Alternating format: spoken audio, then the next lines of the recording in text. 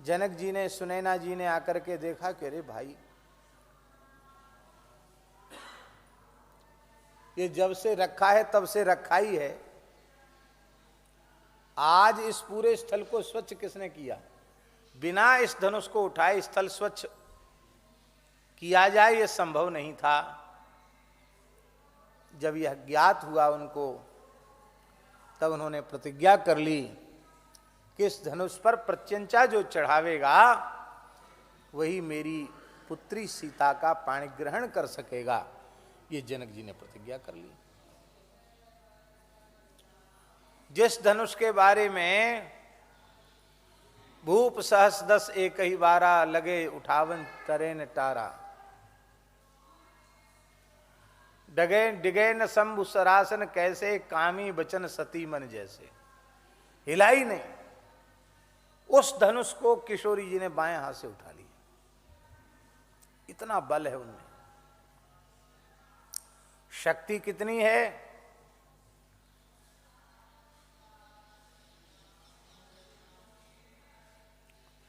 राम जी के विवाह में सब आए, ब्रह्मादि देवता भी आए। ब्रह्मा जी को अपनी रचना पूरे जनकपुर में कहीं दिखाई नहीं पड़ी। ब्रह्मा जी बोले ऐसी शोभा तो ब्रह्मलोक की भी नहीं है, ब्रह्मांड में ऐसी। ये किशोरी जी का वैभव है।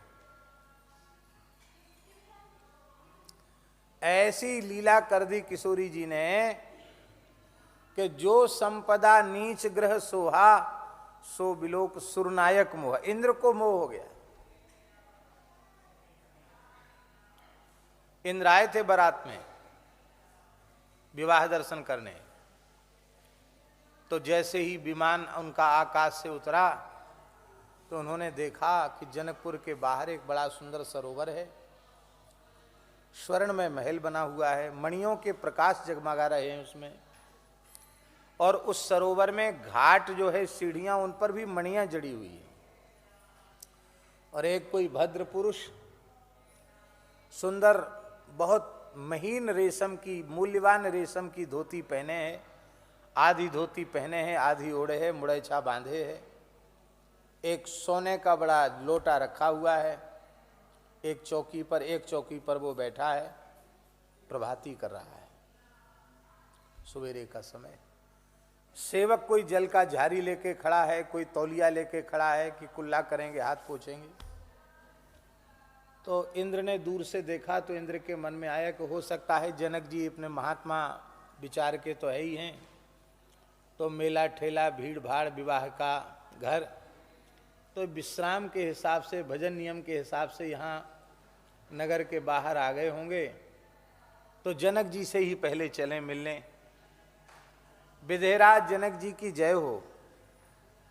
देवराज इंद्र का बंधन स्वीकार करें। ओ महाराज, महाराज, साष्टांग प्रणाम किया। आप क्या बोल रहे हो महाराज? मैं विदेहराज जनक नहीं हूं, मैं विदेहराज जनक का झाड़ूदार हूं, सफाई कर्मचारी हूं मैं। लो साहब, सफाई कर्मचारी के ये ठाट गोस्वामी जी ने लिख दिया, सो बिलोक सुर नायक मोह। इंद्र को मोह, इंद्र मोहित हो गया, भ्रम में पड़ गया कि जनक जी हैं क्या।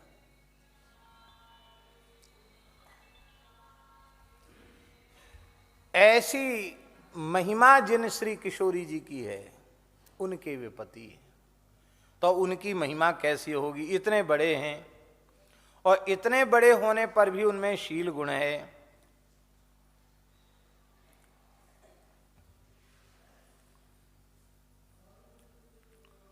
बहुत सुंदर बात कवितावली में गोस्वामी श्री तुलसीदास जी महाराज ने बहुत सुंदर भाव दिया है शील गुण के संबंध में। वे कहते हैं, ईशन के ईश, राम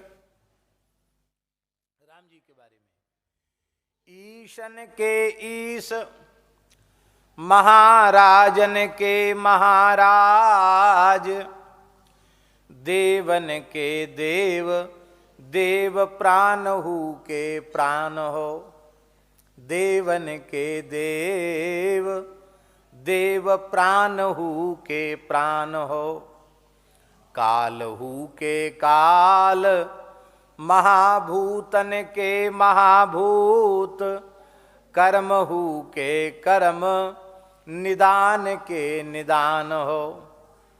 निगम को अगम, सुगम तुलसी हू से को, एते मानशील सिंधु करुणा निधान हो। आप ईसों के ईश हैं, महाराजाओं के भी महाराजा हैं, आपसे बड़ा कोई महाराजा नहीं, आपसे बड़ा कोई देवता नहीं, देवन के देव हैं, प्राण के भी आप प्राण हैं, काल के भी काल हैं, महाभूत के भी महाभूत हैं, कर्म के भी कर्म हैं, निदान के भी निदान हैं, माने कारण के भी कारण हैं। वेद भी आपको अगम कहता है, और इतने बड़े होने पर कहते तुलसीदास जैसे कलयुगी दीनहीन प्राणी को सुलभ हो गए, मिल गए। सुलभ तुलसी हूसे को, तुलसीदास जैसे को भी इस कराल कलिकाल में सुलभ हो गए। अब जो अंतिम पंक्ति है भैया जी, वो बहुत प्यारी है कवितावली की।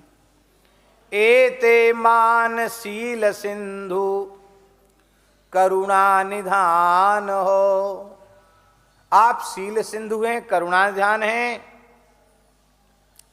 महिमा अपार, काहू बोल को न पारावार, बड़ी साहिबी में नाथ बड़े सावधान हो। क्या है अंतिम पंक्ति? बड़ी साहिबी में नाथ बड़े सावधान हो। ये बहुत ऊंची बात है, बड़ी साहिबी में बड़े सावधान हो। थोड़ा भी किसी को सम्मान मिल जाए, पद प्रतिष्ठा मिल जाए, अधिकार मिल जाए, उसकी नजर बदल जाती है, उसकी भाषा बदल जाती है, उसका स्वभाव बदल जाता है। पर इतने बड़े होकर के भी एते बड़ी साहबी में बड़े सावधान, बहुत सावधान। ऐसा राम जी का शील है, क्या कहना। राम जी के जैसा शील तो राम जी का ही है।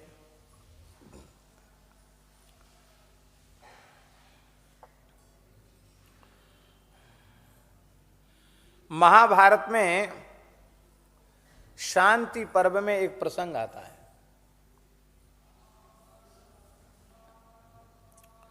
प्रसंग ये आता है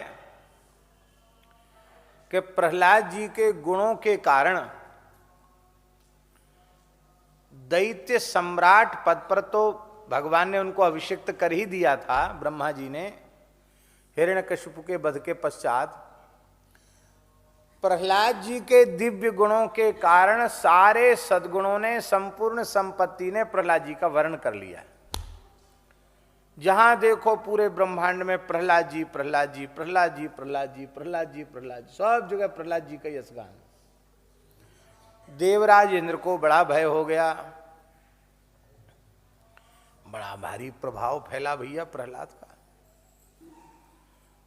नीचे के पाताल से लेके धरती तक, और इसको तो थोड़ी नजर फेरने की जरूरत है।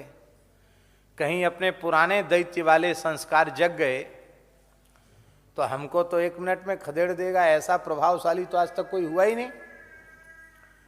तो इंद्र को आश्चर्य हुआ कि प्रहलाद जी का यह दिव्य प्रभाव, ऐसे गुण कैसे प्रहलाद जी में आ गए, इतनी विशेषताएं कैसे एक साथ किसी में आ सकती हैं। तो देवराज इंद्र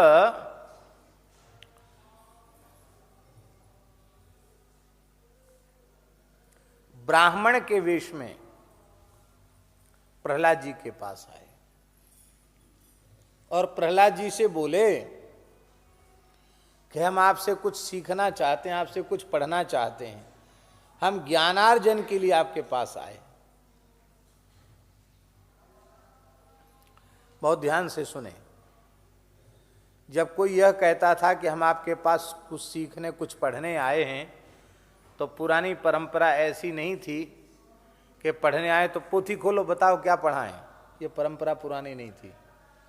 पुरानी ये थी कि तुम उस दिव्य ज्ञान को धारण करने के पात्र हो कि नहीं, इसकी परीक्षा पहले गुरुजन करते थे। परीक्षा करने के बाद तब उसको ज्ञान देते थे। पहले परीक्षा कर दे।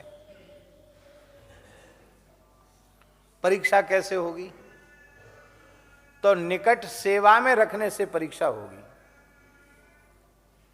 तो कहते थे कि ठीक है, फिर तुम कुछ लेने आए हो तो पहले रहो कुछ दिन हमारे पास, हम देखेंगे तुमको,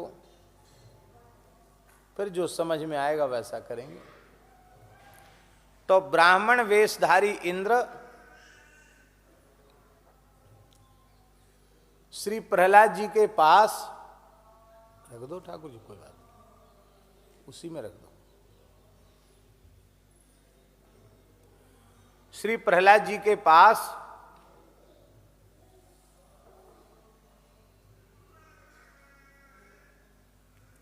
ब्राह्मण वेश में इंद्र रहने लग गए। बहुत सावधान, एकदम जैसे कोई सुचि सावधान सेवक हो ऐसे।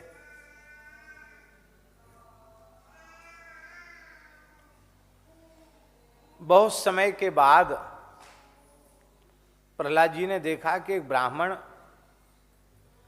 बहुत अच्छा है, बड़ा सावधान है, बड़ा सुचि सेवक है, सुपात्र है, ये मतलब ये सुपात्र है, तो इसका मनोरथ पूर्ण किया जाना चाहिए।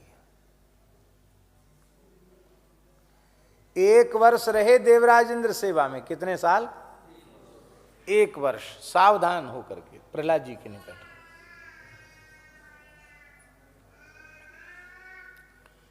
देखो एक बात कहें, आप किसी की भी सेवा में रह सकते हैं। इस सेवा में रहने में बहुत कठिनाई है, क्योंकि सेवक सुखचह मान भिखारी।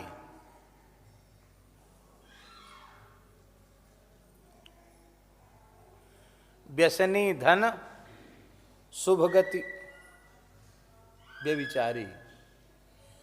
सेवक को सुख का त्याग करना पड़ता है। सेवक वही हो सकता है जो अपने सुख का त्याग करे। भोजन का सुख, निद्रा का सुख, विश्राम का सुख, सम्मान का सुख, रुपया पैसा, सारे सुखों को तिलांजलि देगा वो सेवा कर सकता है। स्वामी का सुख ही उसका सुख बन जाए, अपना कोई सुख ना हो, वो सेवा कर सकता है। तो सेवा का काम बहुत कठिन है, स्वसुख का त्याग करना पड़ता है। पर संत की सेवा सबसे कठिन काम है। सामान्य किसी व्यक्ति की सेवा आप कर भी सकते हैं, संत की सेवा करना बहुत कठिन है। शत्रुघ्न कुमार की जो सर्वोपरि महिमा है वो इसलिए है कि वो भरत जी के सेवक हैं। राम जी को सेवा करके संतुष्ट कर लेने में कठिनाई नहीं है, पर संतों का जीवन तो स्वयं का बहुत कसौटी पर कसा हुआ होता है। सिद्धांत के पालन में बड़े खरे होते हैं वे। ऐसे संत के निकट रहकर उनको संतुष्ट करना, माने उनके एक एक सिद्धांत को आत्मसात करना, ये बहुत कठिन है। एक कोई साधक पूज्य पंडित जी महाराज के पास, पूज्य बाबा गिरिराज जी वाले बाबा सरकार के पास, एक कोई साधक व्याकुल होकर कहने लगा कि पंडित जी लाला कब मिलेंगे, ठाकुर जी कब मिलेंगे? तो पंडित जी ने कहा, रोइवे को नाटक मत करो, ई तो बड़ो भोरो है, मोए राजी कर लो। क्या कहा? मोए राजी कर लो, अर्थात मुझे प्रसन्न कर लो, ये तो भोरे हैं, मिल जाएंगे। अब पंडित जी की कसौटी पर खरे उतरना सामान्य बात है क्या?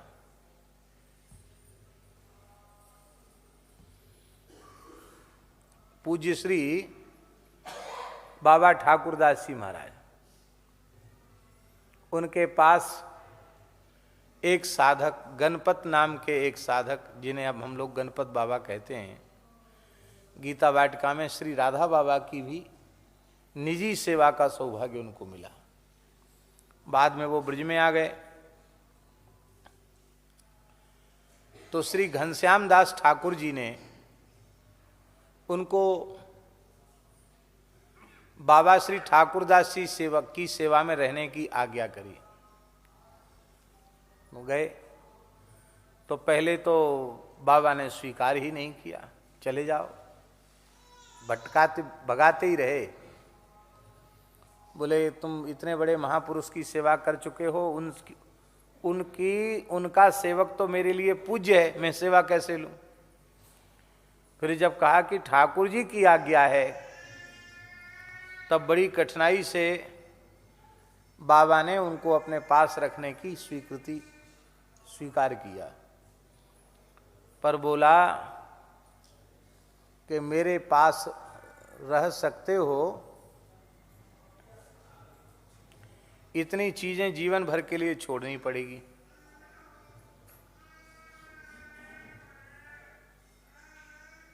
कौन कौन चीजें? तो बाबा बोले पैसा, पुड़िया, पत्रा और पत्र, ये 4 प्रकार छोड़ने पड़ेंगे, हमारे पास तो रह सकते हो। पैसे का न सीधे सीधे न प्रकारांतर से किसी भी प्रकार का व्यवहार पैसे का तुम्हारे जीवन में नहीं होना चाहिए।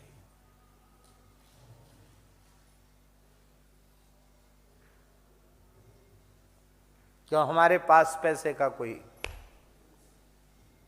उपयोग नहीं, स्थान नहीं, तो मेरे पास रहने वाला नहीं, पैसा नहीं। पुड़िया, पैसा भी भजन में बाधक है। पुड़िया, पुड़िया जानते हो? नहीं। महाराज हमें जुखाम है, ठीक है, ये पुड़िया सहज से चाट लेना, ये गर्म पानी से गोली खा लेना। तो बहुत से महात्मा लोग दवाई बताने का काम करते हैं।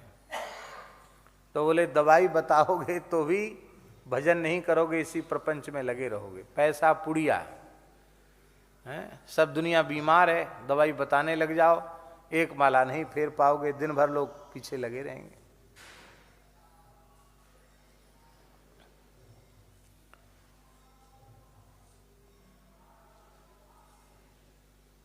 पैसा पुड़िया, पत्रा, ज्योतिष का काम नहीं करना।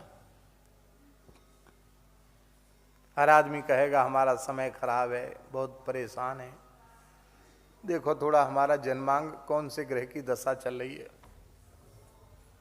व्यवहार बढ़ेगा, भजन छूट जाएगा। पत्रा, ज्योतिष का काम नहीं। और चौथा क्या बताया? पत्र। पत्र उस जमाने में पत्र ही थे, मोबाइल थे नहीं। और चौथा आज के समय में समझो तो मोबाइल, क्योंकि पत्र आदि का स्थान मोबाइल ने ले लिया। और बाबा कहते ये सब छूट गया। तो भगवत कृपा से ये संत के पास रहना ये सबसे कठिन है। तो प्रहलाद जी तो सिद्ध कोटि के संत हैं। प्रहलाद जी के पास इंद्र कितनी सावधानी से रहे होंगे। एक दिन प्रहलाद जी प्रसन्न हो गए। प्रहलाद जी बोले कि हे ब्राह्मण देव, आप बड़े जिज्ञासु हैं, बड़े जितेंद्रिय हैं, बड़े सावधान हैं, आपसे हम बड़े प्रसन्न हैं। आपकी मन में कोई प्रश्न हो तो आप पूछिए।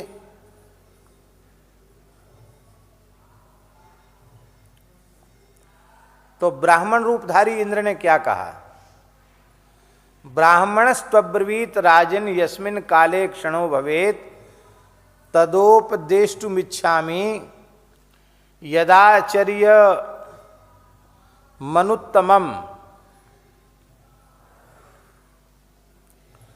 प्रहलाद जी ने कहा कि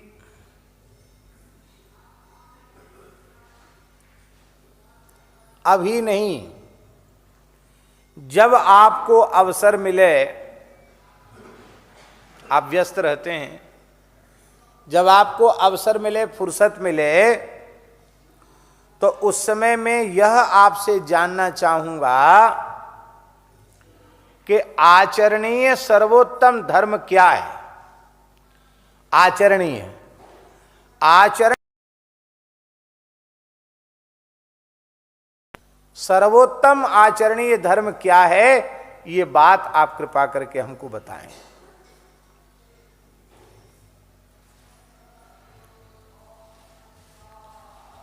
तब श्री प्रहलाद जी ने कहा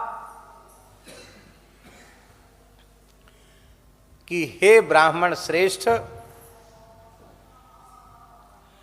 आचरणीय धर्म केवल और केवल शील ही है। शील। अरे सामान्य की तो चले क्या, जिसमें यह शील गुण प्रकट हो जाता है, वह त्रिलोकी के भी शासन को करने में समर्थ हो जाता है। तीनों लोकों का राज्य भी इसी शील गुण से प्राप्त हो जाता है। इसलिए आचरणीय धर्म शील ही है। व्यक्ति को अपने जीवन में शील गुण उतार लेना चाहिए। शील गुण जीवन में कैसे आवे? देखो, भगवान शील सिंधु हैं। शील सिंधु भगवान के चरित्र का, गुणों का अनुसंधान करने से वो शील अवतरित हो जाएगा। भगवान के भक्त भी शील सिंधु के सेवक होने के कारण भगवान के भक्तों में भी शील गुण आ जाता है। तो भगवान और भगवान के प्राण प्यारे भक्तों का संग करने से वह शील गुण हमारे जीवन में अवतरित हो जाएगा।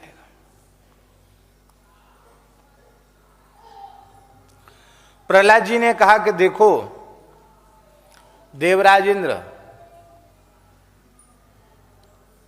मैं राजा हूं,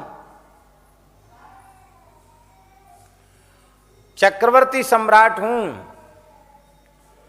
केवल रसातल का राजा नहीं हूं, नीचे के 7 लोक और सप्तद्वीपवती पृथ्वी का भी राजा हूं, सबका शासक हूं मैं। लेकिन राजा होने के बाद भी मैं अभिमान नहीं करता कि मैं राजा हूं। क्यों? बोले प्रायः राजा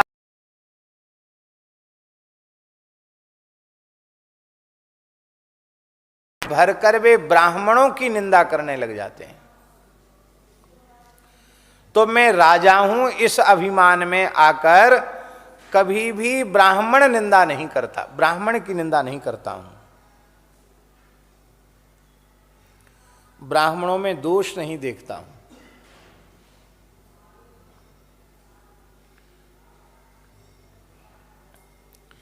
वे ब्राह्मण संयम पूर्वक, कृपा पूर्वक जिस नीति का हमें उपदेश करते हैं उसको मैं श्रद्धा पूर्वक सुनता हूं, और सुनता ही नहीं हूं, उन ब्राह्मणों के उपदेश को, उनकी आज्ञा को सिरोधार कर लेता हूं, शीश पर चढ़ा लेता हूं, स्वीकार कर लेता हूं। यथाशक्ति पूज्य ब्राह्मणों की, गुरुजनों की मैं सेवा किया करता हूं।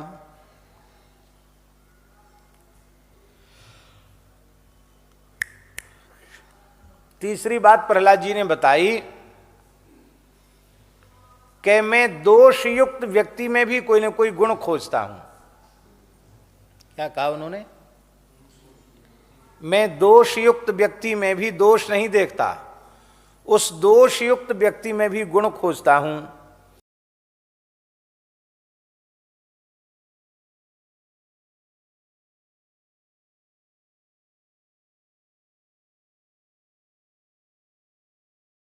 धर्म में मन को लगाता हूं। पांचवी बात प्रहलाद जी ने बताई कि मैं क्रोध को जीतकर मन और इंद्रियों को बस में किए रहता हूं। हे ब्राह्मण श्रेष्ठ इंद्र, शील गुण जिस व्यक्ति में आ जाते हैं, ये सारी विशेषताएं अपने आप उसमें आ जाती है। ये शील गुण की व्याख्या प्रहलाद जी ने की है। शील गुण जिसमें आ जाएगा उसका स्वभाव ऐसा हो जाएगा। एतावत् श्रेय इत्याह प्रहलादो,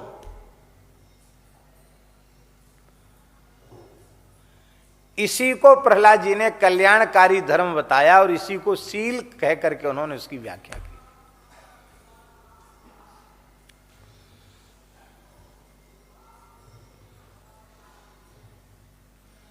धृतराष्ट्र भी दुर्योधन को बता रहा है कि बेटा तू बड़ा प्यारा है, बड़ा बलवान है, बड़ा गुणवान है, नीतिवान है, बुद्धिमान है, विचारवान है। बड़ी प्रशंसा कर रहा है धृतराष्ट्र दुर्योधन की।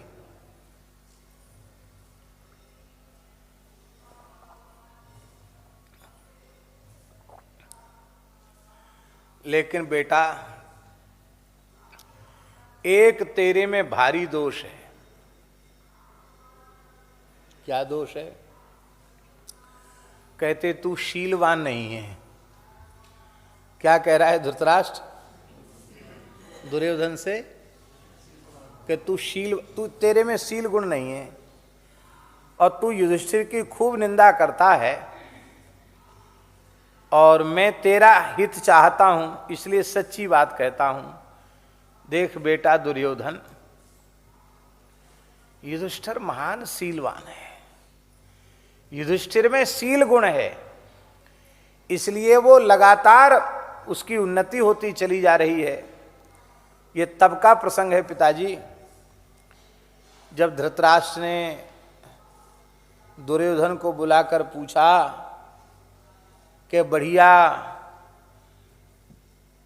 गाय का घी तुम 60 नाम के चावल में मिला मिला करके घृत और शर्करा से युक्त सुंदर भात खा रहे हो, सुंदर पौष्टिक आहार ले रहे हो, लेकिन बेटा फिर भी तुम्हारे चेहरे की कांति फीकी पड़ती चली जा रही है, तुम दुर्बल हो रहे हो, तुम रुग्ण जैसे दिखाई पड़ते हो, तुम्हारे मुंह पर झुर्रियां पड़ रही हैं, क्या बात है? दुर्योधन कहता है क्या करें पिताजी, आपके लाड़ प्यार में खिलाने पिलाने में तो कोई कसर नहीं है, पर युधिष्ठिर की समृद्धि मुझसे देखी नहीं जाती।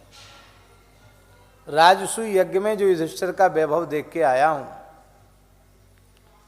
उसको सोच सोच कर मैं दिन रात ईर्ष्या की आग में जलता रहता हूं। मैं अपनी शत्रु की इतनी उन्नति को सहन नहीं कर सकता। ये दुर्योधन का स्वभाव। तो धृतराष्ट्र पूछता है कि तुम क्या क्या देख के आओ। कुछ लोग ऐसे होते हैं खबरी, खबरी जानते हो ना? हाँ, बातें बताना, ये बात। तो धृतराष्ट्र एक नंबर का खबरी है, पूछता सबसे है। प्रायः नेत्रहीन लोग पूछ भी लेते हैं, सबको दिखाई तो पड़ता नहीं, तो जो आएगा उसी से पूछ लेंगे क्या हाल है, सब उनको याद भी रह जाता है। तो बहुत सुनता है धृतराष्ट्र, संजय से तो सुनता ही रहता है, पूरी महाभारत सुन डाली, बहुत सुनता है धृतराष्ट्र। तो बेटा क्या क्या देख के आए हो? तो वहां अनेक बातें दुर्योधन ने बताई हैं, एक विशेष बात बताई है। बोले सूर्योदय से सूर्यास्त तक युधिष्ठिर के यहां ब्राह्मणों का भोजन होता रहता है। एक बार की पंक्ति में 10 लाख ब्राह्मण भोजन करने बैठते थे। कितने ब्राह्मण? और सबको सोने के पात्रों में भोजन कराया जाता और ब्राह्मणों से प्रार्थना की जाती, महाराज ये बर्तन छोड़ के नहीं जाना, आप ले जाना बर्तन, मांजने वाला नहीं है कोई, ले जाना महाराज, अपने संग ही ले जाना बर्तन। सोने के थालों में भोजन कराया जाता। और 10 लाख ब्राह्मणों की पंक्ति हो जाती तो शंख बजाया जाता। तो धृतराष्ट्र पूछता कितनी बार, 1 बार 2 बार बजता होगा? अरे बोले महाराज गिनती नहीं है, सुबह से शाम तक शंख ही बजता, हमने तो सुना। 1 बार की पंगत में 10 लाख बैठते हैं, 10 लाख बैठते जब भोग लगता है उनका पा लेते हैं तो शंख बज जाता है, फिर पंगत बैठी फिर शंख बजा। कोई पारावार नहीं है उसकी संपत्ति का। तब महाराज धृतराष्ट्र क्या कहता है,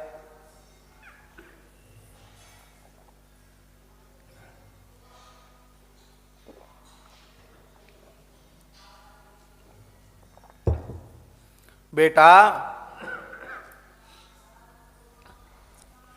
तेरे में शील गुण नहीं है, युधिष्ठिर में शील गुण है, तू अपने में शील गुण को धारण कर।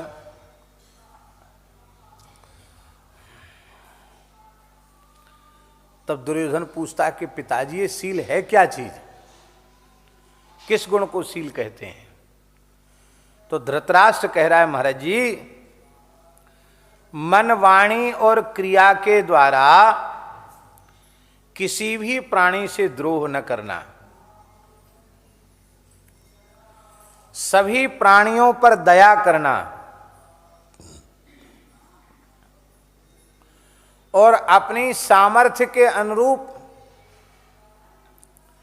सबको कुछ न कुछ देना, लेने में संकोच करना, देने में संकोच नहीं करना, इसको शील गुण कहते हैं। ये परिभाषा दे रहे हैं धृतराष्ट्र। शीलवान का ऐसा स्वभाव होता है।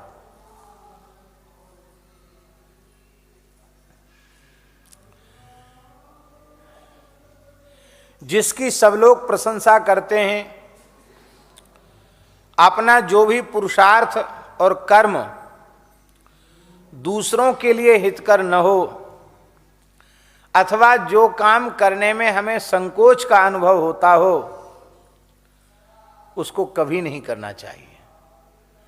अपने सहित सबका हित जिससे होता हो वही काम करना चाहिए, और वह कर्म शील की परिधि में आता है। और जिससे अपना और दूसरों का भी हित न होता हो वह दुर्गुण है, वह शील की परिधि में नहीं आता है।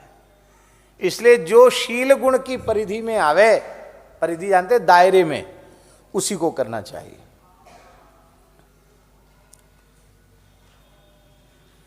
महाभारत के श्लोक लिखने योग्य हैं। अनुग्रहश्च अद्रोह सर्वभूतेषु कर्मणा मनसा गिरा, अनुग्रहश्च दानंच शीलमेतत् प्रशस्यते, यदन्येषां हितं न स्यात् आत्मनः कर्म पौरुषम, अपत्रपेत वा येन न तत्तु कुर्यात् कथंचन, तत्तु कर्म तथा कुर्याद् येन श्लाघ्येत संसदि, शीलम समासे नैतत्त कथितम कुरु सत्तम। ये संक्षेप में हमने तुमको शील गुण की व्याख्या बताई है।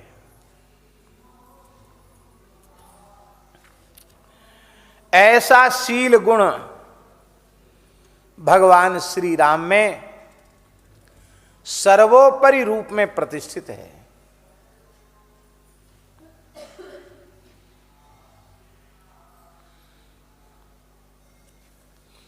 ऐसे राम जी के शील गुण को सुन करके जिसका हृदय आनंद से न भरावे, द्रवित न हो जाए, जिसके शरीर में रोमांच न होवे, जिसके नेत्रों से प्रेम जल न बह चले, वो मनुष्य कहलाने का अधिकारी नहीं है। उसे तो धूल मिट्टी फांकना चाहिए, उसे तो गधे जैसे घास खिलाना चाहिए, वो अन्न खाने का अधिकारी नहीं है।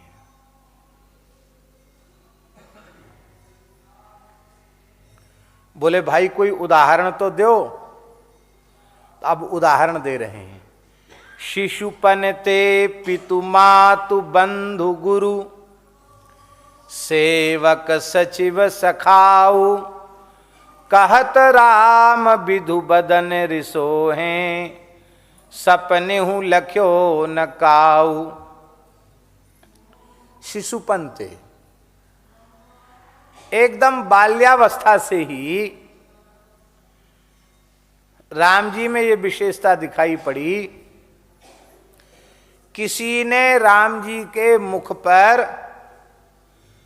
रोष का, क्रोध का चिन्ह नहीं देखा। अरे बच्चे किसी न किसी बात पे तो रूठ जाते हैं कि नहीं, गुस्सा करते हैं। बाल्यकाल में पिता माता ने उनके क्रोध की झांकी का दर्शन नहीं किया, उनकी भौहों को कुटिल और क्रोध में कभी नहीं देखा। भाइयों ने कभी उनके क्रोध का अनुभव नहीं किया। गुरुजी ने गुरुकुल में कभी ऐसा अनुभव नहीं किया। तो महाराज, गुरुकुल में रहने वाला विद्यार्थी कभी न कभी गुरुजी से नाराज हो जाता है, और गुरुजी से नाराज हो जाता है तो उसका चेहरा ही बदल जाता है। लेकिन कभी राम जी को गुरुकुल में भी ऐसा व्यवहार उनके द्वारा कभी नहीं हुआ कि उनके मुखार बिंद पर क्रोध की रेखा का उदय हुआ।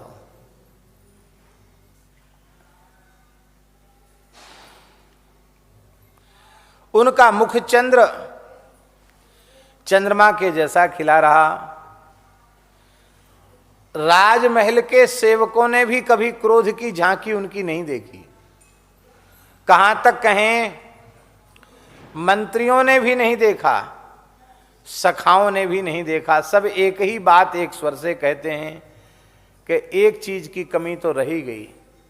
राम जी का प्रसन्नता से खिला हुआ मुखकमल तो देखा, ये शोभा का दर्शन तो किया, पर राम जी क्रोध करते तब कैसे लगते हैं ये तो देखा ही नहीं। ये है राम जी का शील स्वभाव।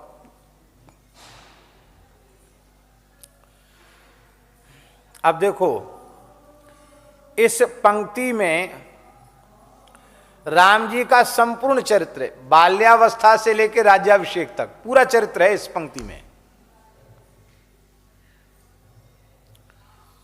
शिशुपन थे, माता पिता की गोद में रहते हैं। फिर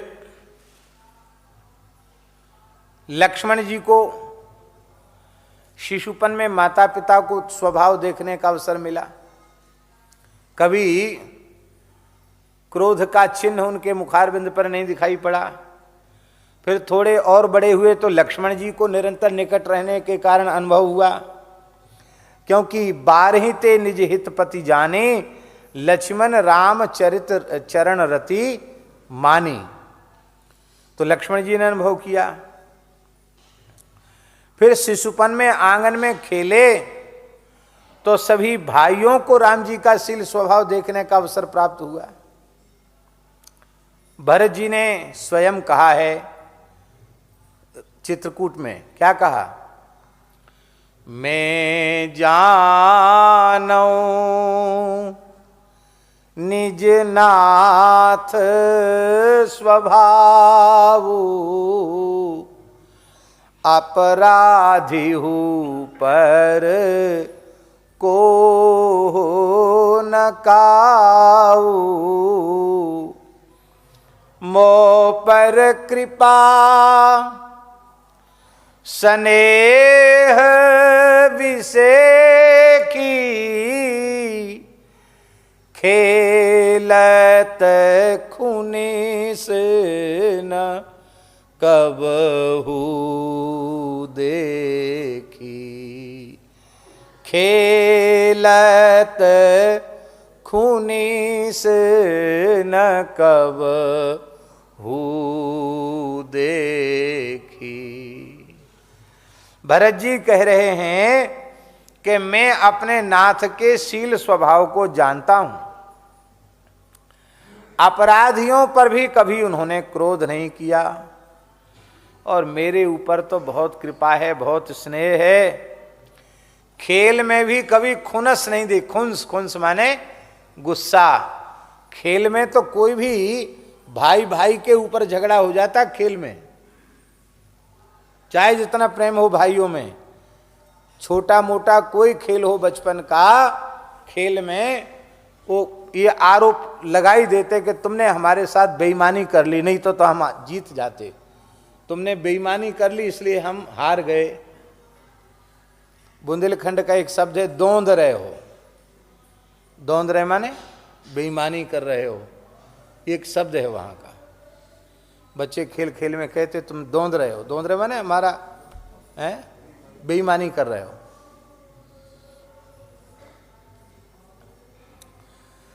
अब ये तो माता पिता बंधु इन्होंने राम जी के शील गुण को देखा। अब गुरुकुल में चले गए, तो गुरुकुल में जाने के बाद राम जी का शील गुण गुरु जी को देखने का अवसर मिला। विद्यालय के सभी बटुक ब्रह्मचारियों को देखने को मिला। गुरु माता अरुंधति को देखने को मिला। उन्होंने भी कहा भैया राम जी के मुखार बिंद पर तो सदा प्रसन्नता ही देखी, कभी क्रोध का चिन्ह नहीं देखा किसी भी परिस्थिति में।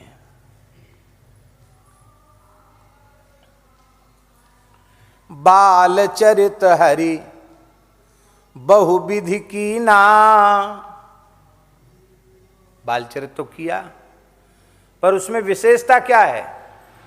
अति आनंद दासन कह दीना। बाल चरित्र किया और अपने दासों को, सेवकों को आनंद दिया। तो राम जी ने अपने शील गुण से सेवकों का मन प्रसन्न कर लिया, सबको जीत लिया सेवकों को। क्योंकि महल में सेवक जो हैं, उन सेवकों को राम जी के शील स्वभाव के अनुभव करने का अवसर मिला। कागभुसुंडी जी भी महल के सेवकों में ही हैं, क्योंकि जब तक राम जी 5 वर्ष के रहते तब तक कागभुसुंडी जी अयोध्या जी में ही, महल में ही रहते हैं। और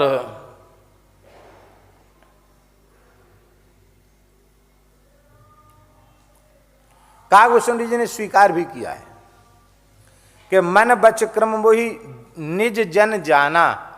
राम जी ने मन वाणी क्रिया से मुझे अपना जन समझा। यह मम भगत कर्म मन वाणी। और इसलिए राम जी ने सुंदरकांड में विभीषण से क्या कहा? क्या कहा विभीषण जी से? बोले सुनहु सखा निज कहूं सुभाओ। सुनहु सखा निज कहूं सुभाओ। जान भुसुंडी शंभु गिर जाऊ। हमारे स्वभाव को हम बोल के नहीं बता सकते। तुमको समझना हो तो कागभुसुंडी जी के पास चले जाना, भोले बाबा के पास चले जाना। क्योंकि संग भुसुंडी संग हम दो, मनुज रूप जाने नहीं को। शील गुण का दर्शन करने बाल लीला के अवसर पर कागभुसुंडी जी और शंकर जी भी पधारते हैं। अब गुरुकुल में गए तो गुरुजी तो सर्वज्ञ हैं। तुम त्रिकाल दर्शी मुनि नाथा, विश्व बदर जिम तुम्हारे हाथा। गुरुजी तो त्रिकालदर्शी हैं, वो तो सब जानते ही हैं। और जात कर्म से लेके उपनयन संस्कार तक और विवाह से लेके राज्याभिषेक तक सारे संस्कार किसने कराए? गुरु वशिष्ठ ने ही कराए। तो गुरुजी को भी बचपन से लेकर राज्याभिषेक तक पूरा राम जी का जीवन चरित्र निकट से देखने को मिला। राम जी में कभी क्रोध का चिन्ह, अहंकार की रेखा गुरु जी ने भी नहीं देखी।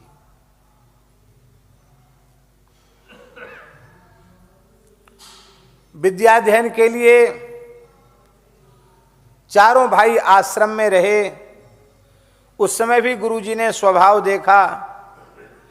युवराज बनाए जाने की घोषणा करने के बाद वनवास की घोषणा हो गई। उस समय भी गुरुजी ने राम जी का शील स्वभाव देखा।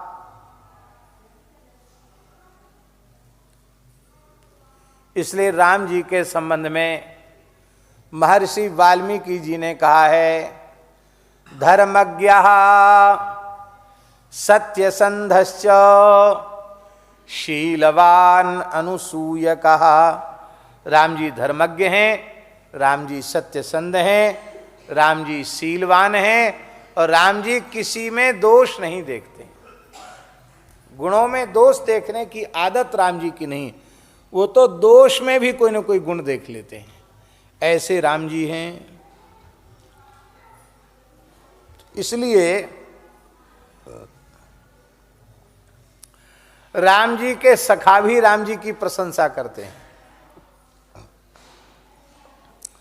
सखा प्रशंसा करें सो करें, इनके शील गुण की प्रशंसा इनके बैरी भी करते हैं।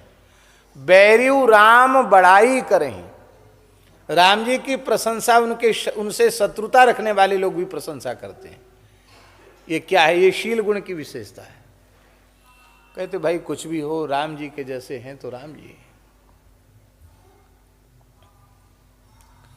रावण जैसा प्रबल शत्रु राम जी के शील की प्रशंसा करता है।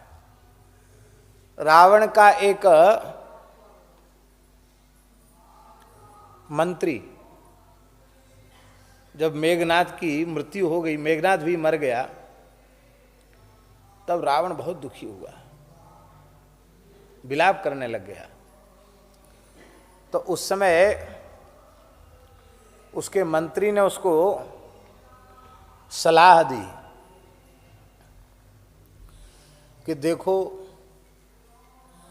तुमने इस अवसर को अपने हाथ से खो दिया, मरना तो अब तुमको है ही है। सारे वीर मारे गए, एक प्रकार से विजय के चिन्ह समाप्त हो गए हैं, आशा ही नहीं रही, तो सर्वनाश भी हो गया। प्रजा, परिवार, कोष, खजाना, प्रतिष्ठा सब चला गया, कुछ बचा नहीं। और तुमने ये सब किया किस लिए? सीता को पाने के लिए। सीता भी तुमको मिली क्या? सीता जी तो नहीं मिली तुमको। तो अब मरना तो है ही है, मरने के पहले अपने अभीष्ट की पूर्ति कर लो। बोले अभीष्ट की पूर्ति कैसे हो? बोले तुम मायावी हो, साधु सन्यासी का भेष बनाकर सीता जी का हरण तुमने किया था, और राम रूप धारण करके जानकी जी के साथ छल कर लो और अपने अभीष्ट की पूर्ति कर लो। महाराज जी, मेघनाद मरा पड़ा है सामने, और रावण नाराज हो गया अपने उस मंत्री के ऊपर। कहा, रे दुष्ट,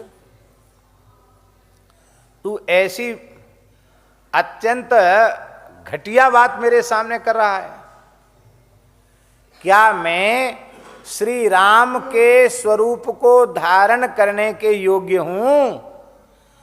क्योंकि मैं जिस स्वरूप को धारण करता हूं उस स्वरूप का मुझे चिंतन करना होता है, और मैं राम जी के स्वरूप का चिंतन करूंगा और उसे धारण करूंगा, तो जानकी के प्रति दुर्भाव तो मेरे मन में रह ही नहीं सकता।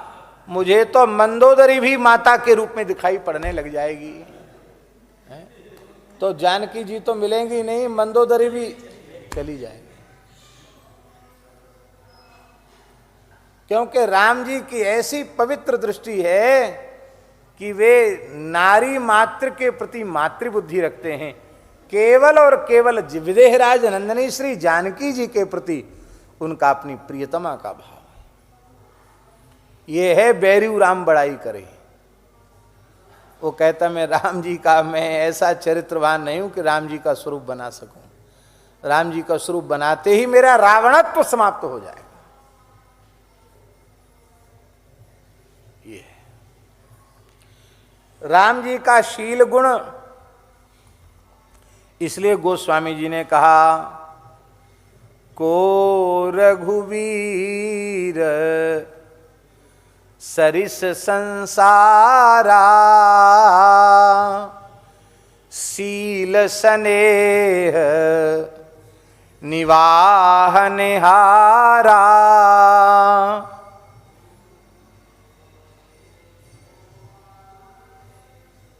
शील और स्नेह प्रेम, इन दोनों का निर्वाह करने वाला राम जी के जैसा कौन होगा। तो अब देखो, किसी ने भी राम जी के क्रोध भरे रिस भरे स्वरूप को किसी ने नहीं देखा। यह है राम जी का शील गुण।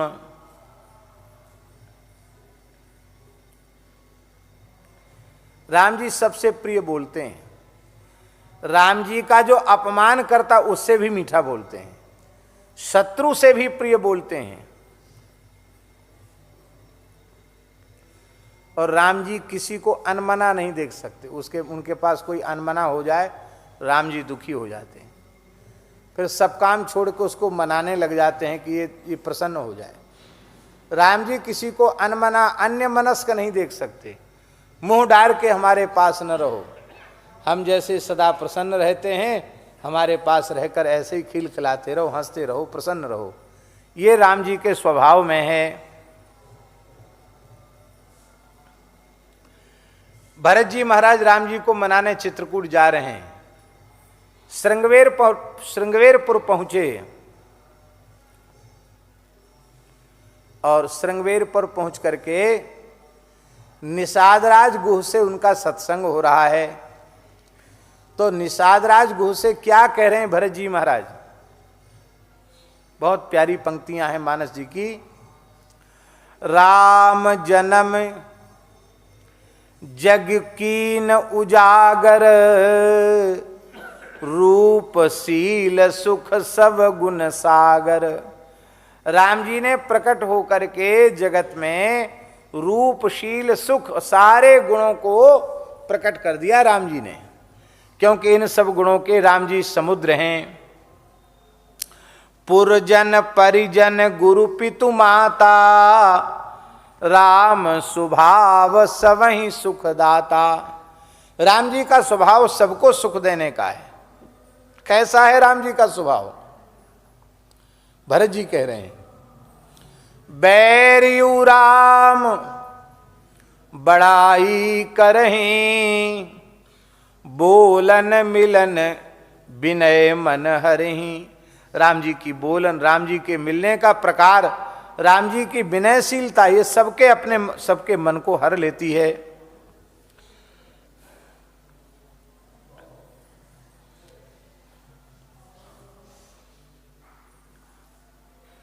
वाल्मीकि रामायण में दशरथ जी की 3 रानियों के अतिरिक्त भी रानियां हैं।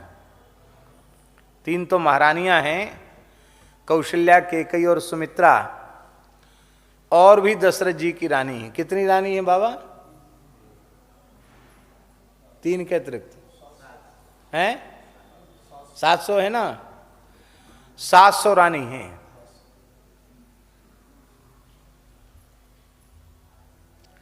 राम जी की 700 माताएं और हैं। वे क्या कह रही हैं? हाँ, एक रथ पर 70 न क्रुध्यत्यभिशस्तोपि क्रोधनीयानि वर्जयन् क्रुद्धान् प्रसादयन् सर्वान् मम सम दुःखः क्व गच्छति। वाल्मीकि महर्षि के शब्दों में इन कौशल्यादि माताओं के अतिरिक्त जो माताएं हैं 700, वे कह रही हैं कि राम जी तो कभी किसी पर नाराज होते ही नहीं। न क्रुद्धत्यभिशस्तोपि क्रोधनीयानि वर्जयन्।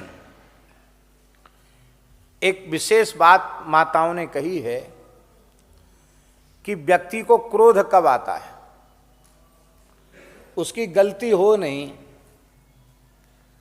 और उसकी गलती प्रमाणित की जाए, झूठा कलंक उसको लगाया जाए, तो किसी भी व्यक्ति को झूठा कलंक लगाया जाएगा, वो चाहे जितना ठंडा आदमी होगा एक बार तो गर्म हो ही जाएगा।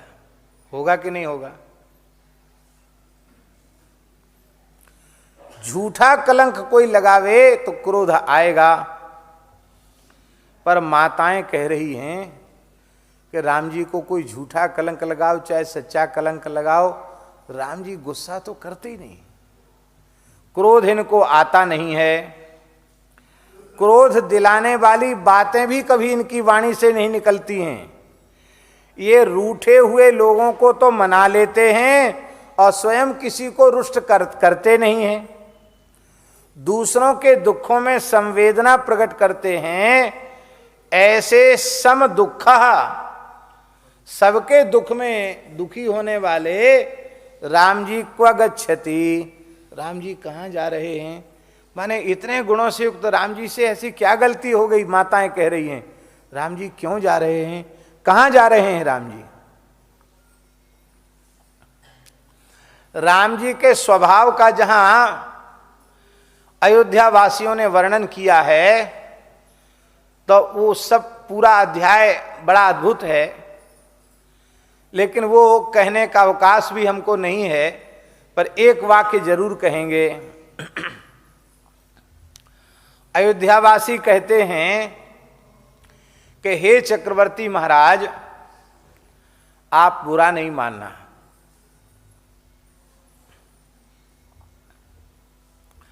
राम जी के जैसा प्रियवादी पूरे सूर्यवंश में कोई नहीं हुआ होगा। क्यों?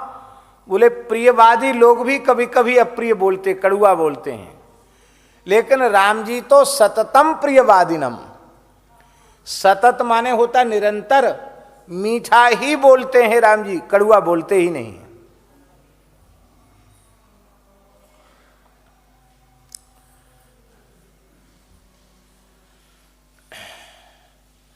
कौशल्या जी ने भी कहा सर्वभूत प्रियम वदः, सभी प्राणियों को प्रिय लगने वाली बात ही आप बोलते हैं। आप लोकाभिराम श्री राम हैं।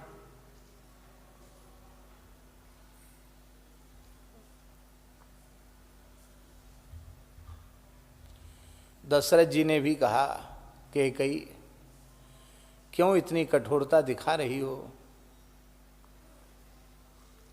कभी राम जी किसी से कोई अहितकर बात बोलते ही नहीं हैं, कटु वचन तो बोलना जानते ही नहीं हैं। अरे कोई क्रोध करे तब न कड़ुआ बोले, ये तो क्रोध करना जानते ही नहीं है, तो कड़ुआ बोलेंगे कैसे? दशरथ जी कह रहे हैं कि कई बचपन से जब से राम जी ने बोलना सीखा है तब से अब तक मुझे खूब याद है, किसी से राम जी ने कड़ुआ बोला हो ये मेरी स्मृति में नहीं है।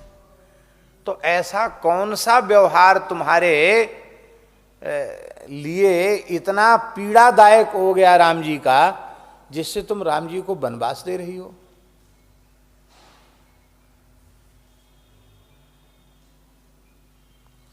न किंचिदाहा हि तम प्रियम बचो, न वेत्ति रामः परुषाणि भाषितुम, न स्मराम्य प्रियम वाक्यम लोकस्य प्रियवादिनः। अप्रियवादी, ऐसा कोई अप्रिय बोला हो राम जी ने हम तो समझते भी नहीं हैं।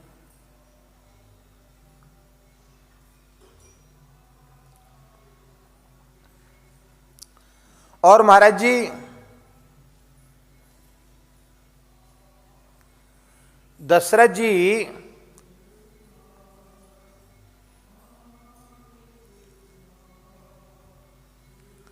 रोते हुए एक बात कह रहे हैं, बड़ी विलक्षण बात है। दशरथ जी कह रहे हैं कि उस व्यक्ति को संसार में खोज करके लाओ जिसके पिता ने ऐसा व्यवहार किया हो जैसा मेरे द्वारा राम जी के प्रति व्यवहार हो रहा है, और उस पुत्र के मन में क्रोध न आया हो, ऐसे व्यक्ति को खोज के लाओ। दशरथ जी कह रहे हैं। दशरथ जी कह रहे हैं कश्च प्रव्राज्य मानोपि मानोवा नासूयेत पितरम सुतः। ऐसा कौन पुत्र संसार में है जिसके प्रति ऐसा व्यवहार किया जाए जैसा कि मेरे द्वारा राम जी के प्रति किया जा रहा है। भरी सभा में राजा बनाने की घोषणा हुई है और अब घर से निकाला जा रहा है, लेकिन फिर भी मेरे पुत्र श्री राम के मन में तनिक भी ये बात नहीं है कि पिताजी ने मेरे साथ ये अन्याय क्यों किया।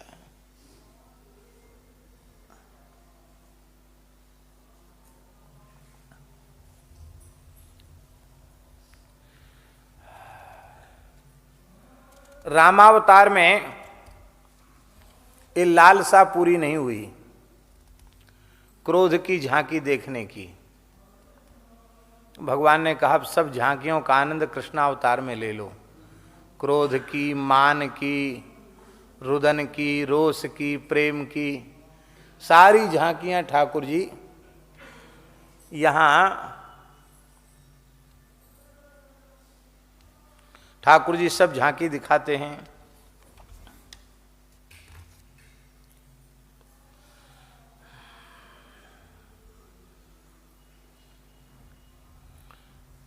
अब आगे व्याख्या कर रहे हैं गोस्वामी जी। खेलत संग अनुज बालक नित जुगवत अनट अपाऊ जीत हारि चुचकारी दुलारत देत दिवावत दाऊ सुनु सीता पतिशील स्वभाव। अब देखो, खेल एक ऐसी चीज है कि खेल में झगड़ा जरूर होता है। यद्यपि वो झगड़ा द्वेष वाला नहीं होता, प्रेम कलह। खेल खेल में प्रेम कलह जरूर होता है। सगे भाइयों में भी कलह हो जाता है, खेल खेल में झगड़ा हो जाता है, आपस में लड़ने लग जाते हैं, ये साधारण बात है। लेकिन राम जी का स्वभाव ऐसा है कि चाहे महल में और चाहे सरयू पुलिन में राम जी इस भाइयों के साथ अपने सखाओं के साथ खेलने जाते हैं, तो खेल खेल में भी अब सखा तो सखा ही ठहरे, वो कई बार खेल में जो कुछ करना होता वो सब करते, छल भी करते, कपट भी करते, झूठ भी बोल जाते, पर श्री राम जी हंसते ही रहते, प्रसन्न होते।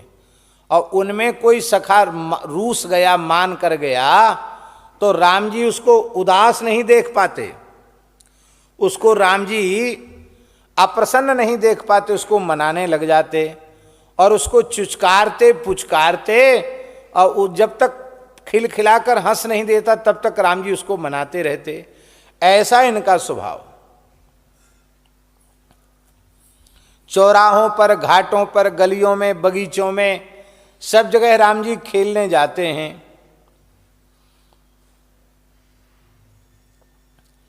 गीतावली में गोस्वामी जी ने बड़ा सुंदर वर्णन किया है। सखा द्वार पर खड़े हैं और ठाकुर जी से कह रहे हैं, खेलन चलिए आनंद कंद, खेलन चलिए आनंद कंद, सखा प्रिय नृप द्वार ठाणे, सखा प्रिय नृप द्वार ठाणे, विपुल बालक वृंद, खेलन चलिए आनंद कंद, इत्यादि प्रकार से कहा है। खेलत चौहट घाट बीटी बाट बट बाट कन प्रभु शिव सुप्रेम मानस मरालो। सब जगह भगवान खेलने जाते हैं। गोली खेलते हैं, कांच की गोली, भौरा खेलते हैं, चकडोरी खेलते हैं, पतंग उड़ाते हैं। ये सब भगवान के खेल गोस्वामी जी ने गीतावली कवितावली आदि में इन खेलों का संकेत किया है। और खेल में दो दल होते हैं, खेल में सदा दो दल होते हैं। अब विलक्षण बात यह है कि राम जी के विरुद्ध दल में कोई नहीं जाना चाहता। लक्ष्मण जी बोले भाई हम तो राम जी के ही दल में रहेंगे, हम तो स्वप्न में भी दूसरे दल में दूसरी पार्टी में जा नहीं सकते, राम जी के पाले में रहेंगे। लक्ष्मण जी ने कहा जब राम जी के पाले में, और सखाओं ने कहा तो हम राम जी के पाले से दूर बाहर क्यों जाएंगे। अब सबके सब राम जी के ही पाले में हो गए। तो खेल में दो पक्ष होते हैं, वो एक ही पक्ष हो जाएगा तो खेल कैसे होगा। अब कबड्डी का खेल है तो बीच में पाला पड़ जाएगा, दो तरफ दो दल हो जाएंगे, तब कबड्डी होगी। एक से तो होगी नहीं कबड्डी। तब राम जी थोड़े से उदास से होने लग जाते हैं। तो भरत जी तुरंत सावधान हो जाते हैं। क्यों? जेहि विधुप्रभु प्रसन्न मन होई करुणा सागर कीजिए सोई। तो भरत जी साष्टांग प्रणाम करके कहते हैं कि ठीक है प्रभु, खेल शुरू हो, मैं आपके प्रतिपक्ष में खड़ा हूं,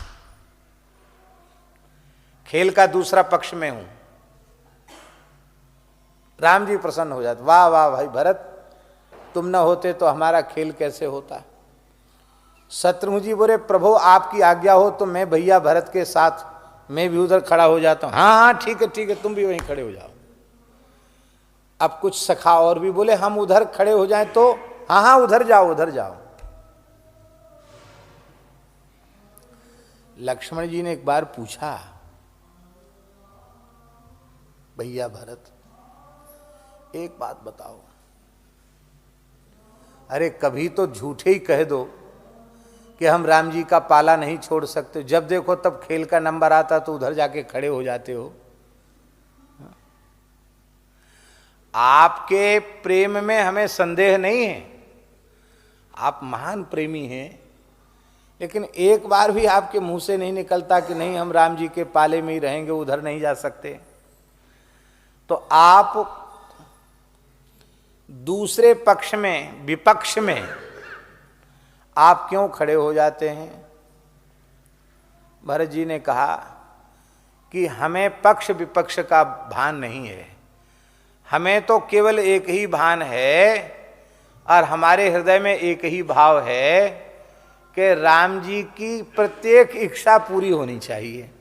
राम जी खेलना चाहते हैं और खेल दो दलों के बिना होगा नहीं, इसलिए राम जी की इच्छा की पूर्ति के लिए मैं खड़ा होता हूं। बहुत अच्छी बात है। और एक रहस्य ऐसा है जो मैं किसी को बता नहीं सकता। लक्ष्मण जी धीरे धीरे चरण दबाने लगे, बोले भैया अब आप तो बताना पड़ेगा। देखो किसी को कह दो कि एक ऐसी बात है हम बता नहीं सकते, तो उसके भीतर चटपटी लग जाती, कह रहे भाई बता दो, कैसे भी बता दो।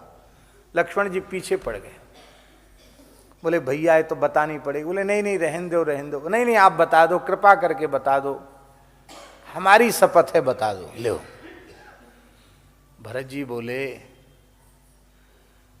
अच्छी बात है, राम जी के पाले में, हृदय से तो हम राम जी के ही पाले में हैं, पर राम जी के पाले में रहेंगे तो राम जी के मुखारविंद का दर्शन नहीं होगा। है राम जी के पाले में रहेंगे तो राम जी के मुखारविंद का दर्शन नहीं होगा, पर राम जी के विरोधी पार्टी में रहेंगे, दूसरे पक्ष में रहेंगे, प्रतिपक्ष में रहेंगे, तो भले ही कोई कुछ भी कहे कि भरत जी राम जी के पाले में न रहकर दूसरे पाले में चले जाते हैं, पर हमें सन्मुख अपने प्राण जीवन धन की मुखद छवि के दर्शन का सौभाग्य प्राप्त होता है। अरे भरत जी हम तो सोचते थे आप बहुत सीधे साधे, आप तो बहुत चतुर हो। बोलो भक्तवत्सल भगवान की। ऐसे हैं श्री भरत जी महाराज। और वे श्री भरत जी महाराज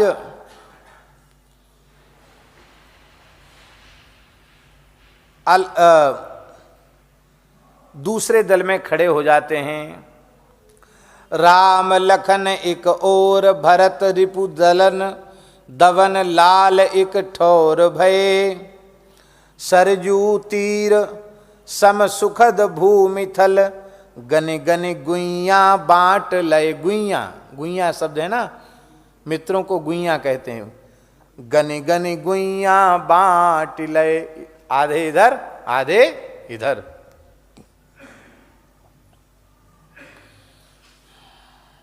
अब क्या होता है?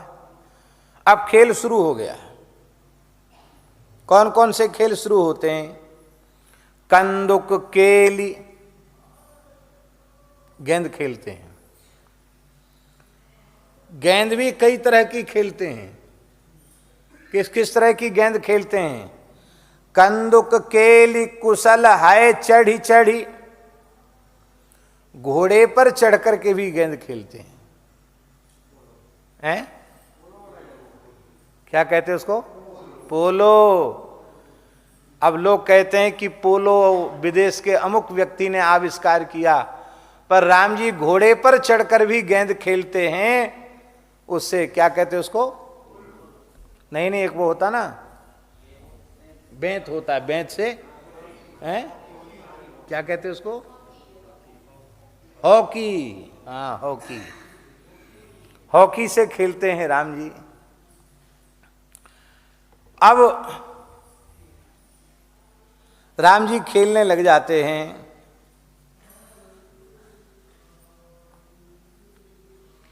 कंदुक केली कुशल है चढ़ी चढ़ी, मन कसी कसी ठोंकी खे ठोंकी ठोंकी खचे। कर कमलन विचित्र चौगाने, खेलन लगे खेल रिझे। एक लय बढ़त एक फेरत, सब प्रेम प्रमोद विनोदमय। कहत एक कहत भई हार राम जू की। राम जी जीत रहे थे, पर जीतते जीतते ऐसा नाटक उन्होंने किया कि जानबूझकर हारने लग गए, दाव देने लग गए राम जी। और राम जी, पहले तो राम जी की जीत हो रही थी, अब राम जी ने क्या नाटक किया? ऐसा नाटक करने लगे कि भरत जी के पाले की जीत होने लग गई। लक्ष्मण जी तो गुस्सा हो रहे हैं कि इतना अच्छा खेल रहे थे, खेलते खेलते क्या हो गया इनको? सब जब देखो तब वो है क्या, इतने कुशल हैं प्रभु सरकार, पर ये बार बार असावधानी कर देते हैं। दूसरी पार्टी दाव ले जाती है, जीत उधर जा रही है, इधर हार हो रही है। तो जैसे ही घोषणा करने वाले सखा कहते, एक कहत भई हार राम जू की, राम जी की हार हो गई। एक कहत भैया भरत जय, भैया भरत की विजय हो गई। राम जी बोले आज के खेल का फल तो हमको मिल गया, तब क्या करें? बोले अब हार हो गई ना हमारी, और भरत जी की जीत हो गई, तो हम पुरस्कार देंगे। किसको देंगे? प्रभु बकसत गज बाज बसन मनि, जय धुनि गगन निशान है। अपनी हार पर और भरत जी की जीत पर राम जी गऊ, घोड़ा, हाथी, मणिया, वस्त्र सब लुटाते हैं। भरत जी के विजयोत्सव में सब लुटाने लग जाते हैं। अब राम जी तो हर्ष हो रहे हैं, और भरत जी संकोच में सिर नीचा कर लेते हैं। भरत जी के नेत्रों से प्रेम जल बहने लग जाता है। तुलसी सुमिर सुभाव शील सुकृति तेजे यही रंग रहे।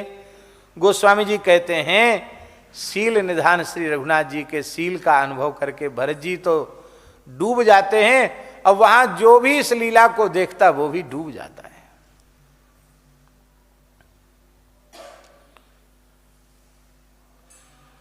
यहां एक विशेष बात है, जोगवत अनट अपाऊ।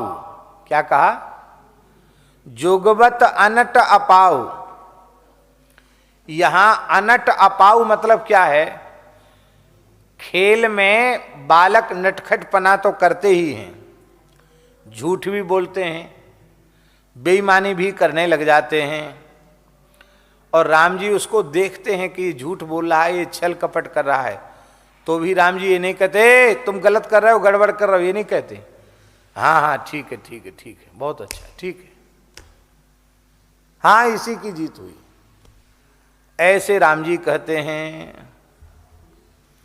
और जिते हारी चुचुकारी,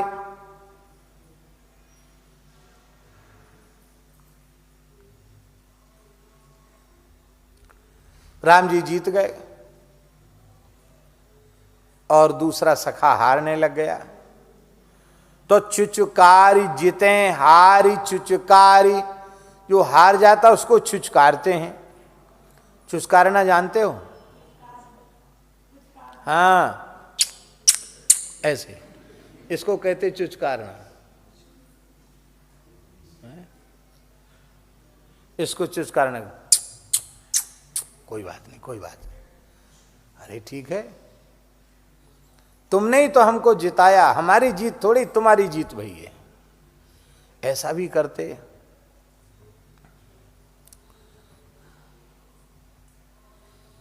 देत दिवावत दाव, दाव दे देते हैं और दिवा देते हैं, दे भी देते हैं दाव और दिवा देते, कहते कोई बात नहीं, एक दाव हम अपना देते हैं इनको और एक बार खेलने दो इनको।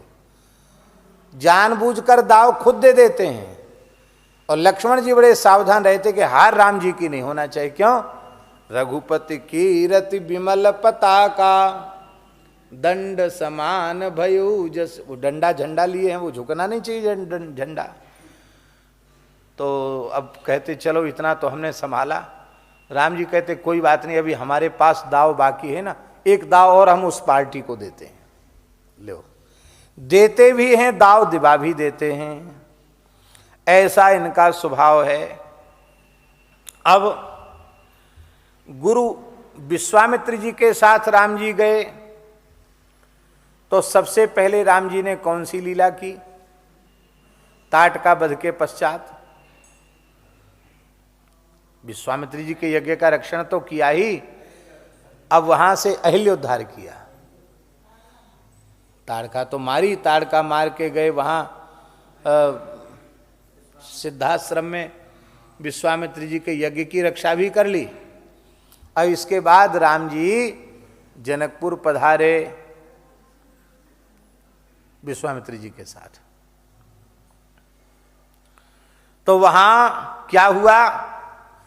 शिला साप संताप विगत भई, परसत पावन पाऊ, दई सुगति सोना हेरि हरस ही, चरण छुए को पछिताऊ, सुनि सीता पतिशील सुभाऊ। राम जी के पवित्र चरण कमल का स्पर्श करके शिला बनी जो अहिल्या है वो तत्काल पवित्र हो गई, उसको उत्तम गति मिल गई। लेकिन राम जी को यह प्रसन्नता नहीं हुई कि मेरे चमत्कारी चरणों ने हजारों वर्षों से शिला के रूप में पड़ी हुई अहिल्या का उद्धार कर दिया। ये पीड़ा राम जी को जरूर हुई कि अरे राम राम, एक ब्राह्मणी ने, एक ऋषि पत्नी ने मेरे पैर छू लिए, कहा मैं क्षत्रिय, ये तो ब्राह्मण मेरे लिए सदा पूजनीय, पर मुझे गुरुजी की आज्ञा से ही सही पर सतपद पावन चरण स्पर्श कराना पड़ा। चरण छुए को पछिताओ, ये राम जी का शील स्वभाव है। पर सतपद पावन शोक नसावन, प्रगट भई तप पुंज सई, सोई पद पंकज जेहि पूजत अज, मम सिर धरेउ कृपालु हरि।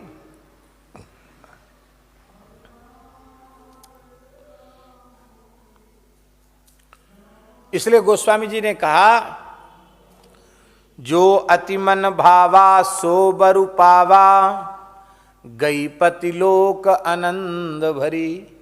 आनंद में भर करके अहल्या पतिलोक चली गई। सत्योपाख्यान रामायण में लिखा है, संस्तूय रघुनाथम सा पत्या सहगता पुना। राम जी की स्तुति करके गौतम जी के साथ वो चली गई। गीतावली में गोस्वामी जी ने कहा है, राम के प्रताप गुरु गौतम खसम भये, राव रेहू सतानंद भये पूत माए के। ये बात गीतावली में गोस्वामी जी ने कही है। अपने मन से नहीं किया राम जी ने, गुरुजी ने आज्ञा दिया और कहा कि महर्षि गौतम ने ये कहा है कि राम जी के चरण स्पर्श से तेरा उद्धार होगा, तो इसलिए एक ऋषि के वचन को सत्य करो, मेरी आज्ञा से तुम्हें दोष नहीं लगेगा। तब गुरुजी की आज्ञा से किया। हमने तो एक बात और सुनी है, श्री स्वामी सरदाचार्य जी महाराज कहते थे, वो कहते थे कि राम जी ने चरण उठाया तो सही, लेकिन मन में सोचे कैसे छुआऊं, ब्राह्मणी है, ऋषि पत्नी है, कैसे छुआऊं, मर्यादा पुरुषोत्तम मर्यादा के विरुद्ध कार्य करें, कैसे करूं। तो राम जी ने जैसे ही चरण उठाया तो पवन देव ने, गोपालाचार्य जी महाराज भी देते थे, पर एक ऋषि पत्नी ने हठात मेरे पैर छू लिए। राम जी ने भी प्रणाम किया, लेकिन हठात इसने पहले मेरे चरण छू लिए।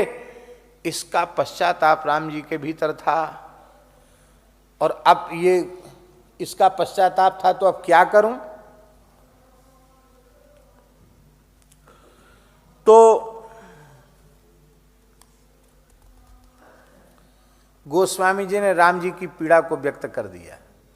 किन किन शब्दों में? बोले, चले राम, अहल्य उद्धार करके चले, तो चले राम लक्ष्मण मुनि संगा, गए जहां जग पावनी गंगा। अब देखो, जहां जहां राम जी के चरित्र में चले हैं, वहां सीधे चले कहीं नहीं है।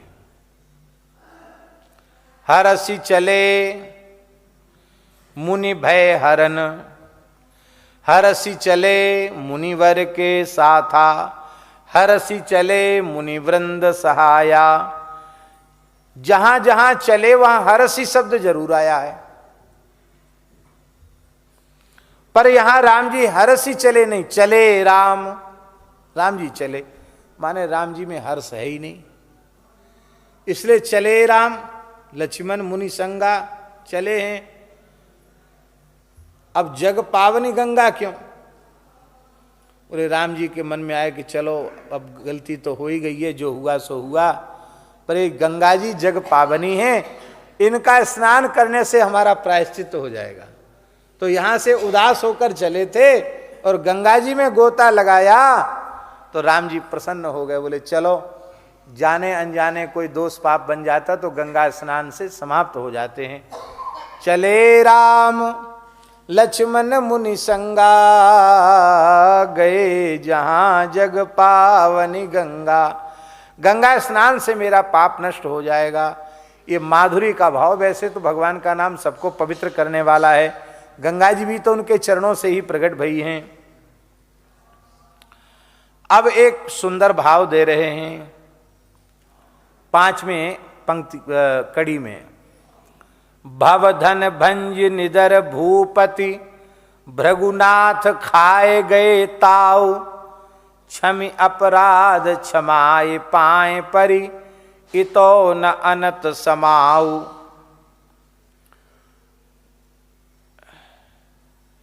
शंकर जी के धनुष को राम जी ने तोड़ दिया। कैसे तोड़ा? बोले, निदरी भूपति, सारे भूपतों राजाओं को निदरी माने निरादर करके, क्योंकि रावण बाणासुर जैसे भी आए थे और सब वहां से चले गए। और उस सभा में राम जी ने धनुष को ऐसे तोड़ दिया जैसे कोई गजराज कमल की मृणाल को तोड़ देता, कमल नाल को तोड़ देता है, ऐसे तोड़ दिया। दीप दीप के भूपति नाना, आए सुने हम जोपन ठाना, देव धनुष धरि मनुज शरीरा, विपुल वीर आए रणधीरा। सुनिपन सकल भूप अभिलाखे, भट मानी अतिशय मन माखे। हैं? पर वे सारे धरती के राजा, उनका बाहुबल धनुष को छू कर के ही समाप्त हो गया। डगे न शंभु सरासन कैसे, कामी बचन सती मन जैसे। और राजाओं की क्या दशा हुई? राजाओं को निदरी, उनकी दशा क्या हुई? बोले सब नृप भये जोग उपहासी। कैसे हंसी के पात्र बन गए? बोले जैसे बिनु विराग सन्यासी। जिसे बिना वैराग्य के साधु केवल हंसी का पात्र, उपहास का पात्र बनता है। क्या गोस्वामी तुलसीदास जी की उपमा है? जैसे बिनु विराग सन्यासी, हंसी का पात्र बनता है। ऐसे धनुष को राम जी ने भंजऊ चाप प्रयास बिन जिम गज पंकज नाल, जैसे कमल की नाल को हाथी तोड़ दे ऐसे तोड़ दिया। सारे राजा श्रीहत हो गए, श्रीहीन हो गए, सबका सिर झुक गया।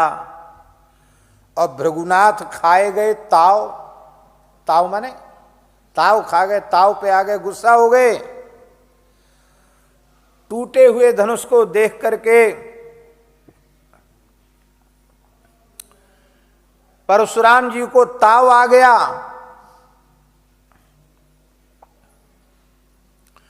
अतिरिस बोले बचन कठोरा, कहू जड़ जनक धनुष कै तोरा। अरे जड़, इतने बड़े विद्वान विवेकी ब्रह्मज्ञानी को क्या कह रहे हैं परशुराम जी? अरे जड़ धनुष, जनक, ये किसने धनुष तोड़ा? उस मूढ़ को जल्दी मेरे सामने उपस्थित कर दो, नहीं तो जहां तक तुम्हारा राज्य है वहां तक की धरती उलट दूंगा। अब थर थर कांप रहे थे। जनक जी का तो मुंह सूख गया। लेकिन भरत लक्ष्मण जी बोले ये अच्छे महात्मा आए, लो ये जनक जी का राज्य ही उलट देंगे। अरे पहले चाहे उलटते चाहे बनाते, अब तो राम जी से रिश्तेदारी हो गई यहाँ, अब किसकी हिम्मत है जो इसके इनके राज्य को उलट सके? लक्ष्मण जी गुस्सा हो। एक बात थोड़ी सी हम कह दें, वो कहना बहुत जरूरी है। लक्ष्मण परशुराम संवाद में लक्ष्मण जी का बड़बोलापन और गोस्वामी जी का इस प्रकरण को बहुत ऐसा लगता माने बहुत नाटकीय ढंग से अतिरंजित करके उन्होंने लिखा है, लेकिन ऐसा है नहीं। न नाटकीय ढंग से लिखा है, न अतिरंजित करके लिखा है। लिखा ऐसा लिखा होता तो भूत भावन भगवान विश्वनाथ सत्यम शिवम सुंदरम लिखकर शिव ने ग्रंथ प्रमाण किया। गोस्वामी जी का एक शब्द भी कल्पित नहीं है।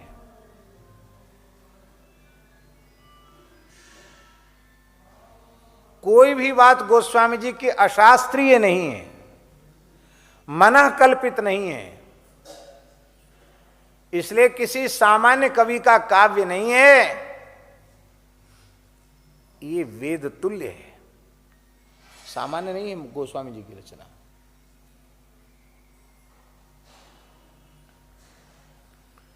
हमारे यहाँ तो ठाकुर जी की कृपा से कई संतों ने 108 पारायण मानस जी के कर लिए। एक संत के तो 108 से भी बहुत ज़्यादा हो गए। 108 पारायण तो 108 दिन में किए, रोज एक पारायण। ठाकुर जी की कृपा से ही संभव है। और हमारे बूढ़े बाबा हैं, इन्होंने भी 108 तो हो गए आपके पूरे, एक पूरे हो गए, और अब रोज एक एक नवाह कर रहे हैं। अद्भुत है। रामचरितमानस तो रामचरितमानस है। ऐसा समझो 24वीं चतुर्युगी के त्रेता में राम जी के अवतार के समय जो ग्रह गोचर उपस्थित था, वही ग्रह गोचर संवत 1631 में रामनवमी मंगलवार के दिन उपस्थित हुआ था। लाखों करोड़ों वर्ष के बाद वही मुहूर्त, वही समय, वही तिथि, वही नक्षत्र, राम जी की पूरी जन्म कुंडली उपस्थित हुई थी, और उसी मुहूर्त में रामचरितमानस का प्राकट्य हुआ है। इसलिए कलिकाल में राम जी रामचरितमानस के रूप में प्रकट हुए। रामचरितमानस का आश्रय साक्षात राम जी का आश्रय है।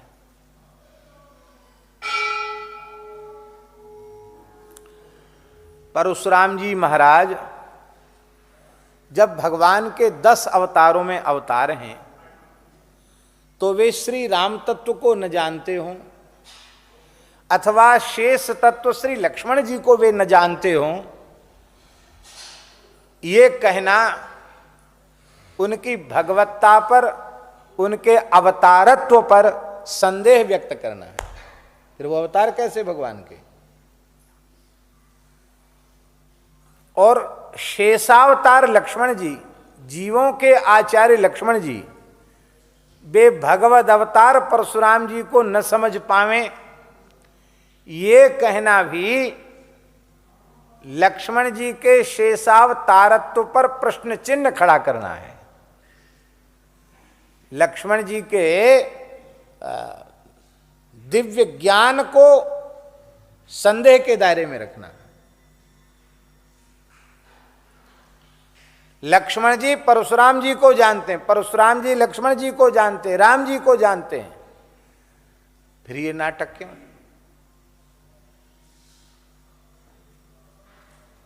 ये अतिरंजित नहीं है।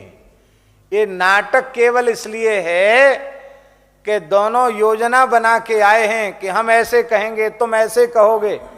उससे 2 लाभ होंगे। एक लाभ तो ये होगा कि इन राजाओं को प्रभु श्री राम की महिमा समझ में आ जाएगी। राम जी सर्वोपरि हैं। राम जी को महिमा मंडित, जैसे संपूर्ण महारास राधा रानी को सर्वोपरि स्वरूप में प्रतिष्ठित करने के लिए, ऐसी धनुर्भंग लीला के पश्चात लक्ष्मण परशुराम संवाद राम जी को सर्वोपरि स्वरूप में प्रतिष्ठित करने के लिए है।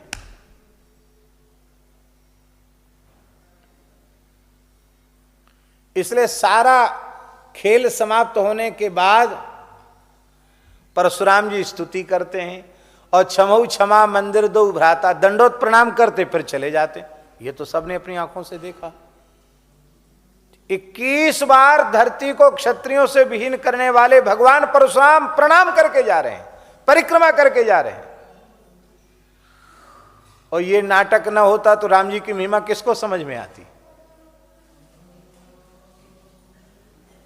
एक तो ये प्रयोजन, मुख्य प्रयोजन। और गौण प्रयोजन क्या है?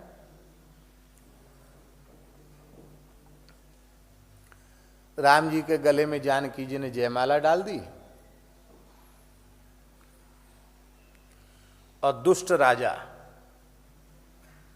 वो सब बोले, अरे हमारे जीते जी कुंवरी को बरई, हम जीते रहें तो जानकी को कोई वर्ण नहीं कर सकता, हम करेंगे वर्ण। वो सब लड़ने के लिए तैयार थे।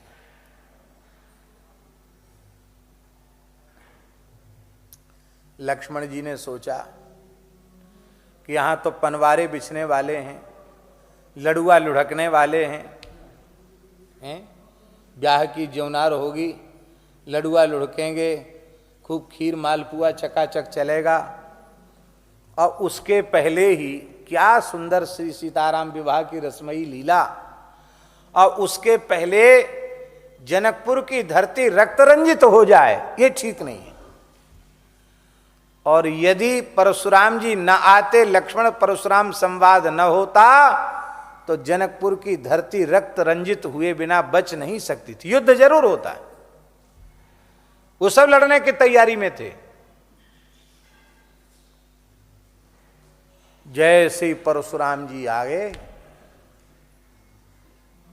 बाज झपट जनु लवा लुकाने, जैसे बाज झपट्टा मारता तो लवा पक्षी वो लुक जाता, छिप जाता, ऐसी सब जितने थे वो सब लड़ने के लिए तैयार थे ना। वो सब बेचारे अपनी अपनी पगड़ी और मुकुट उतार उतार के, जूता उतार उतार के, कीन सब दंड प्रणामा, सब ऐसे प्रणाम नहीं, लोट लोट के साष्टांग प्रणाम करके पिता समेत कहूँ निज नामा, अपने अपने पिता, मैं अमुक का पुत्र हूं महाराज। और परशुराम जी चित्त में थोड़ी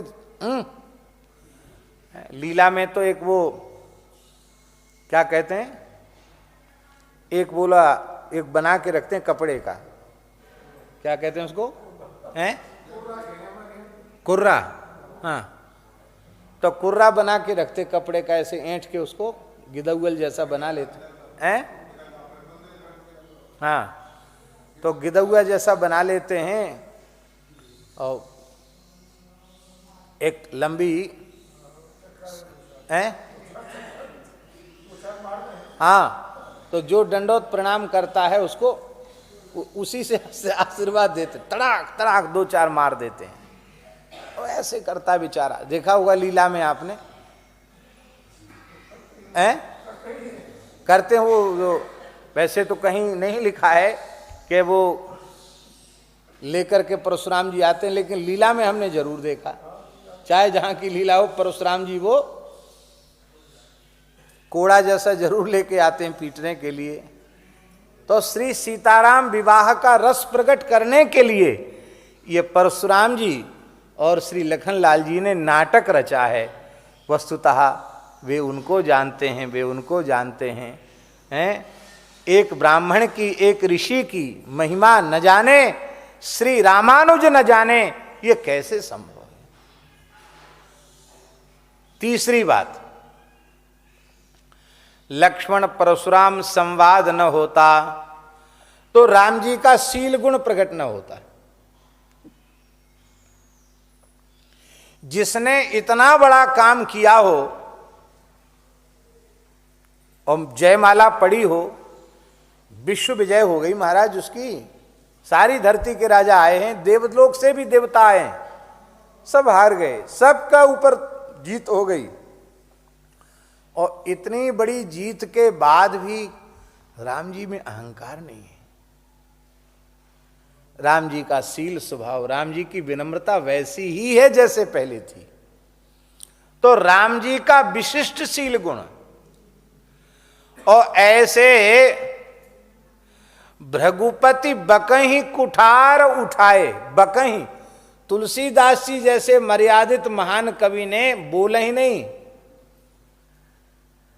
ये भी तो कह सकते, भृगुपति कहीं कुठार उठाए, ये कह सकते थे। बकहीं, बक रहे हैं, अनाप शनाप अंट संट बोले चले जा रहे हैं। राम जी सिर झुकाए हुए हैं। तो राम जी का शील गुण, राम जी के शील गुण को प्रकट करना था, इसलिए उनको क्रोध का अभिनय करना पड़ा। और क्रोध का अभिनय न करते, क्रोध का अभिनय कैसे करें? उनकी क्रोध रूपी अग्नि में अटपट बातों की घी की आहुति लक्ष्मण जी ने न दी होती तो इतना ताव कैसे आता उनको। तो उनको ताव दिलाया और राम जी का प्रभाव आ गया। बोलो भक्तवत्सल भगवान की जय। इसलिए परशुराम जी की कहीं महिमा घटी नहीं। परशुराम जी ने कहा,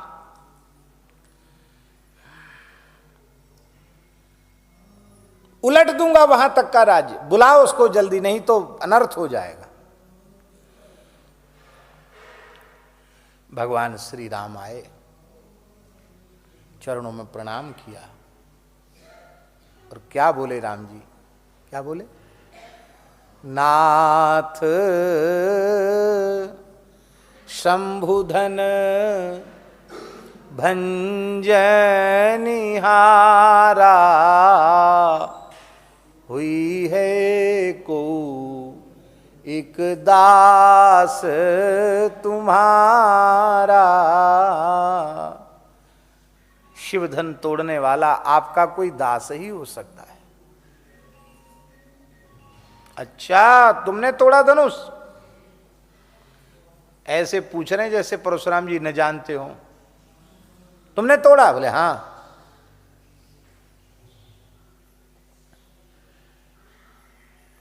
परशुराम जी ने क्या कहा? परशुराम जी बोले, सुनहु राम जेहि शिव धनु तोरा, सहस बाहु सम सो रिपु मोरा। वो मेरा सहस्रबाहु अर्जुन के समान शत्रु है, उसको मैं काट डालूंगा। अब लक्ष्मण जी भड़क गए। अच्छा, यहां तक तो ठीक था, पर राम जी को दुश्मन। अरे राम राम, राम जी के दुश्मन को तो खबर लेने के लिए हम ही अकेले बहुत हैं। बस खूब संवाद हुआ और अंत में संवाद होते होते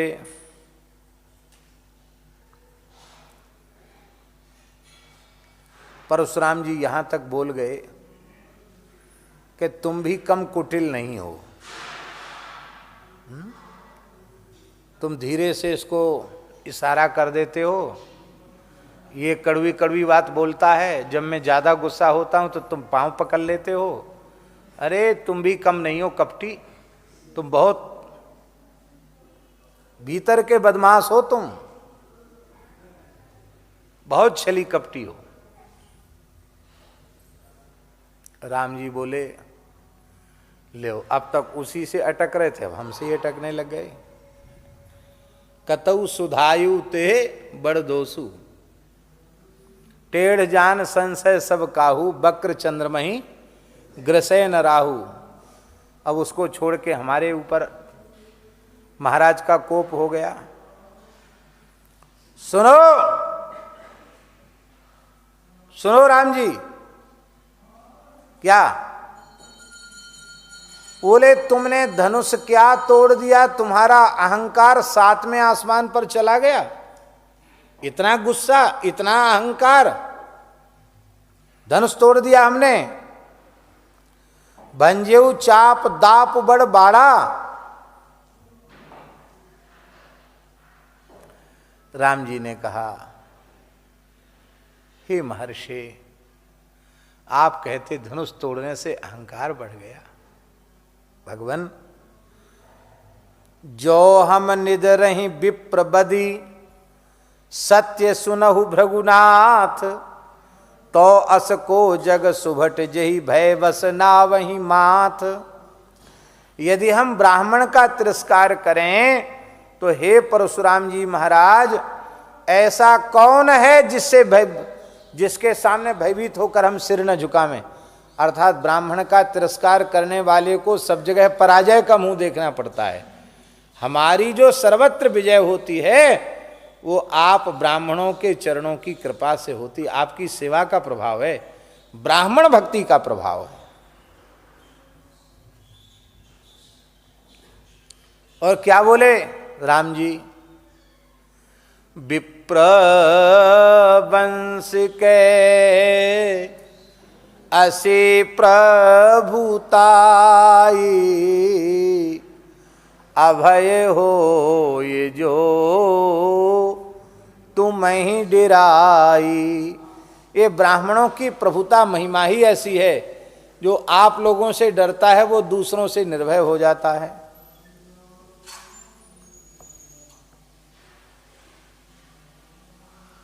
एक महापुरुष कहते थे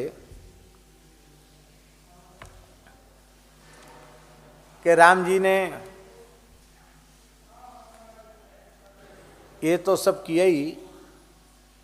अभय होए जो तुम ही डिराई, विप्र वंश के अस प्रभुताई।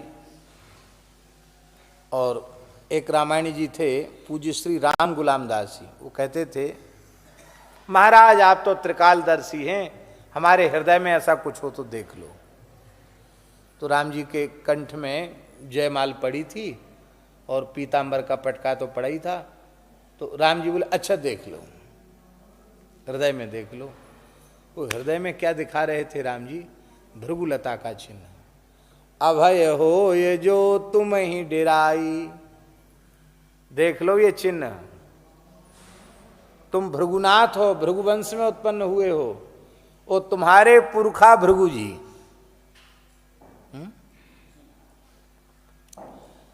परशुराम जी के पिता जमदग्नि, जमदग्नि के पिता महर्षि ऋचिक, और ऋचिक के पिता कौन? महर्षि ऋचिक के पिता महर्षि भृगु। तो आपके ही पुरखा ने चरण का प्रहार किया और उस चरण चिन्ह को अमिट रूप में हमने अपने वक्षस्थल पर धारण किया। तो आपसे न डरते तो हम निर्भय कैसे होते? अर्थात उसी खानदान में आप हो, आपको ऐसे गुस्सा ठंडा न हो रहा हो। ये ध्वनि है इसका, ये ध्वनि है। तो आपके पुरखा भृगु जी ने तो एक चरण का प्रहार कर ही दिया, आपको भी क्रोध ठंडा न हो रहा हो तो आप भी कृपा कर दीजिए, दूसरा तीसरा चरण भी धारण कर लेंगे। क्योंकि विप्र वंश के असी प्रभुताई, अभय हो ये जो तुम ही डिराई। ये बात सुनते ही परशुराम जी ने भृगुलता का चिन्ह देखा तो क्या कहा परशुराम जी ने? सुनि मृदु गूढ़ बचन रघुवर के, उघरे पटल परशुधर मति के। उनके मृदु गूढ़ वचन सुन करके परशुधर मति के उघरे पटल, पटल उघर गए और वो पहचान गए। जाना राम प्रभाव तब प्रेम प्रफुल्लित गात, जो रिपान बोले बचन हृदय न प्रेम अमात। अनुचित कहु बहुत अज्ञाता, क्षमहु क्षमा मंदिर दो भ्राता। क्षमा मंदिर कहा और जय जय जय जय कही जय जय जय रघुकुल केतु, भृगुपति बन गए बनहि तप हेतु। परशुराम जी महाराज तपस्या करने के लिए चले गए। एक चरण प्रहार के ऊपर एक भाव दे देते हैं। हमारे वृंदावन के महान रसिकाचार्य श्री हरिराम व्यास जी का भाव। व्यास वाणी में हरिराम व्यास जी महाराज कह रहे हैं कि हे श्याम सुंदर, आप अपने चरण कमलों का दर्शन लगता हमको इसलिए प्रदान नहीं कर रहे हो, आप अपने मंगलमय चरणों का स्पर्श हमें इसलिए प्रदान नहीं कर रहे हो कि हम भी शरीर से तो ब्राह्मण कुल में उत्पन्न हुए हैं और आप भीतर तो आपने बात रख ली है, बाहर से आप बोलते नहीं हो। आपके मन में हुआ भैया ये बेईबामन है जिनने हमारी छाती में लात मारी, लगता है इसलिए आप उसको ब्राह्मण मानकर आप नाराज हो और अपने दर्शन से हमें वंचित रख रहे हो। तो ऐसा करो, अब अपनी खुन्स आज निकाल लो। खुन्स जानते हैं ना, अपना गुस्सा, भीतर छिपी हुई गुस्सा, उसको आज निकाल दो। आपकी हल्के हो जाएंगे और हमारा काम बन जाएगा। भगवान ने क्या खुन्स निकालें? बड़ी प्यारी साखी हरिराम व्यास जी की, लिखने योग्य दोहा है। यहाँ कांच का मंदिर है, कहाँ? यह रंग जी जाते हैं ना तो कांच का मंदिर है, बिजावर स्टेट का मंदिर, वहाँ ये दोहा लिखा, वहाँ पढ़कर हमने ये दोहा सीखा। वहाँ ये दोहा लिखा हुआ है। व्यास जी के कई दोहा लिखे, लेकिन हमने ये पढ़ा तो हमको ये बहुत प्रिय लगा।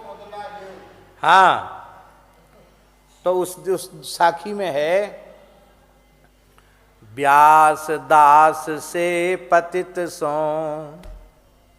व्यास दास से पतित सो, भृगु को पलटोले उन मार्यो उर एक पद तुम दो पद देहु। उन्होंने एक पैर का प्रहार किया, आप दोनों चरण हमारी छाती पर रख दीजिए। बोलो भक्त कितने चतुर होते हैं भक्त, ये देख लो। बोलो भक्तवत्सल भगवान की जय।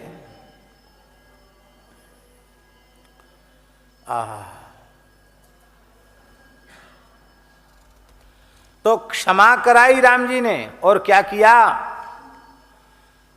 इतो न अनत समाऊ। इतो न अनत समाऊ को मतलब ऐसी क्षमाशीलता तो राम जी में ही है। ऐसी उपमा अन्य किसी को नहीं दी जा सकती है। उनके चरणों में राम जी ने प्रणाम किया और कहा, हम ही तुम ही सरवर कसिना था, कहूँ न कहा चरण कहाँ। हम तो कहाँ चरण कहाँ मस्तक, आप तो मस्तक जैसे, हम तो चरण सेवक हैं, हमारा अधिकार तो चरणों तक ही है। इतो न अनत समाऊ, क्षमा ऐसी क्षमा गुण की सीमा राम जी में ही संभव है, दूसरे में यह संभव नहीं है।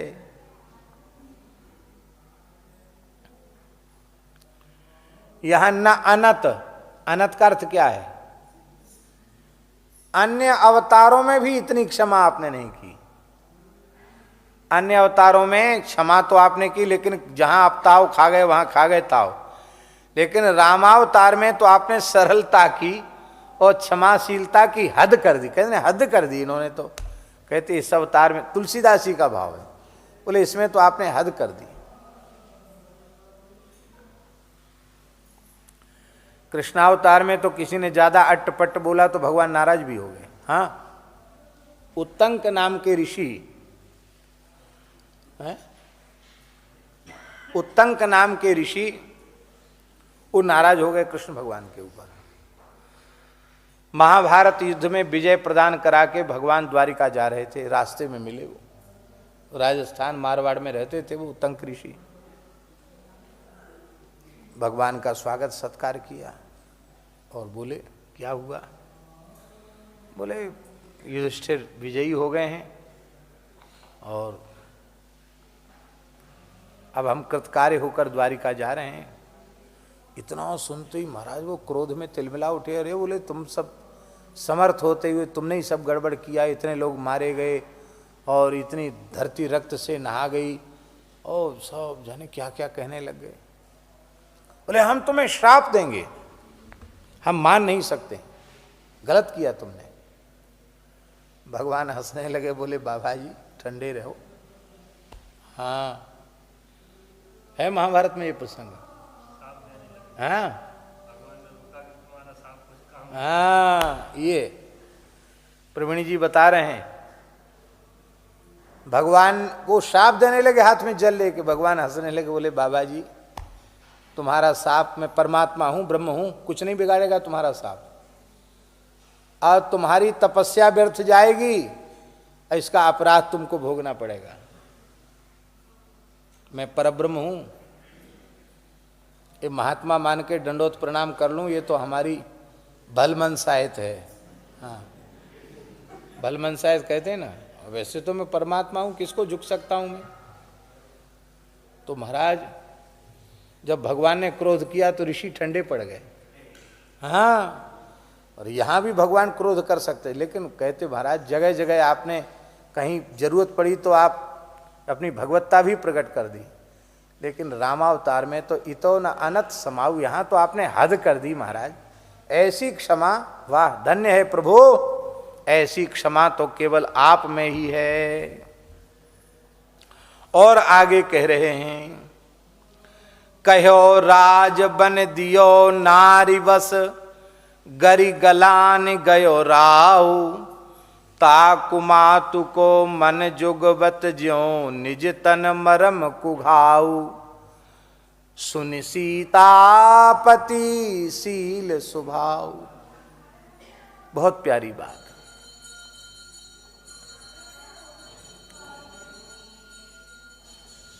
वृद्धावस्था में गुरु वशिष्ठ जी से, सुमंत्र आदि 8 मंत्रियों से सलाह लेकर अपने संपूर्ण प्रजा के प्रमुख लोगों को बुलाकर उनकी सम्मति ग्रहण करके महाराज दशरथ ने श्री राम जी के राज्याभिषेक की घोषणा की थी।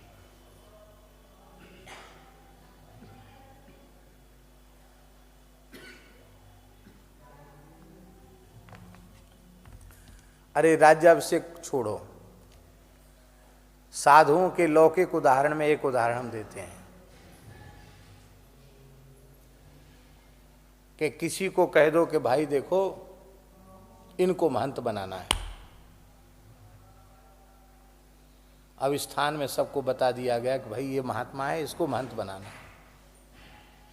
अब तो महाराज हमारे पूज्य बड़े गुरु भाई जी महंत श्री रामावतार दास जी महाराज, खाकशोक वाले महंत जी महाराज, वो एक बात कहते हैं। हमारे गुरु भाई जी वो कहते हैं कि गृहस्थी ब्याह को मने नहीं करे, चाहे भले वो बूढ़ो है जाए।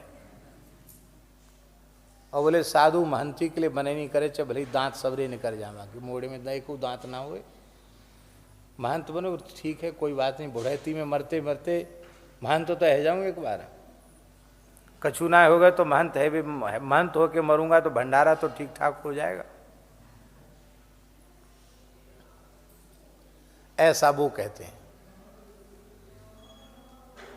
तो महंती की घोषणा हो जाए और अनी अखाड़े निशान सब आ जाएं, चद्दर मिठाई के डिब्बा लड्डू सब तैयार हों, भेंट दक्षिणा भोज भंडारा सब तैयार हो, और सवेरे सवेरे तख्ता पलट बदल जाए कि अब महंत नहीं होना है। उसको कितना बुरा लगेगा।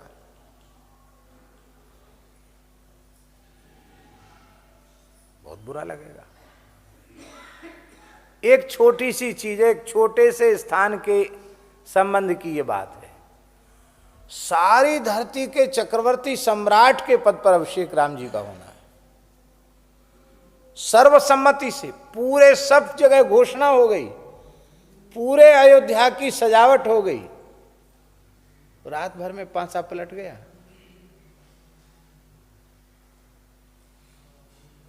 लेकिन कैसा है पूरा श्लोक, तथा न ममले वनवास दुखता, पूरा आगे से क्या है, मुखाम्बुजश्री रघुनंदनस्य में सदास्तु सा मंजुल मंगल प्रदा। पूरा श्लोक बोलो।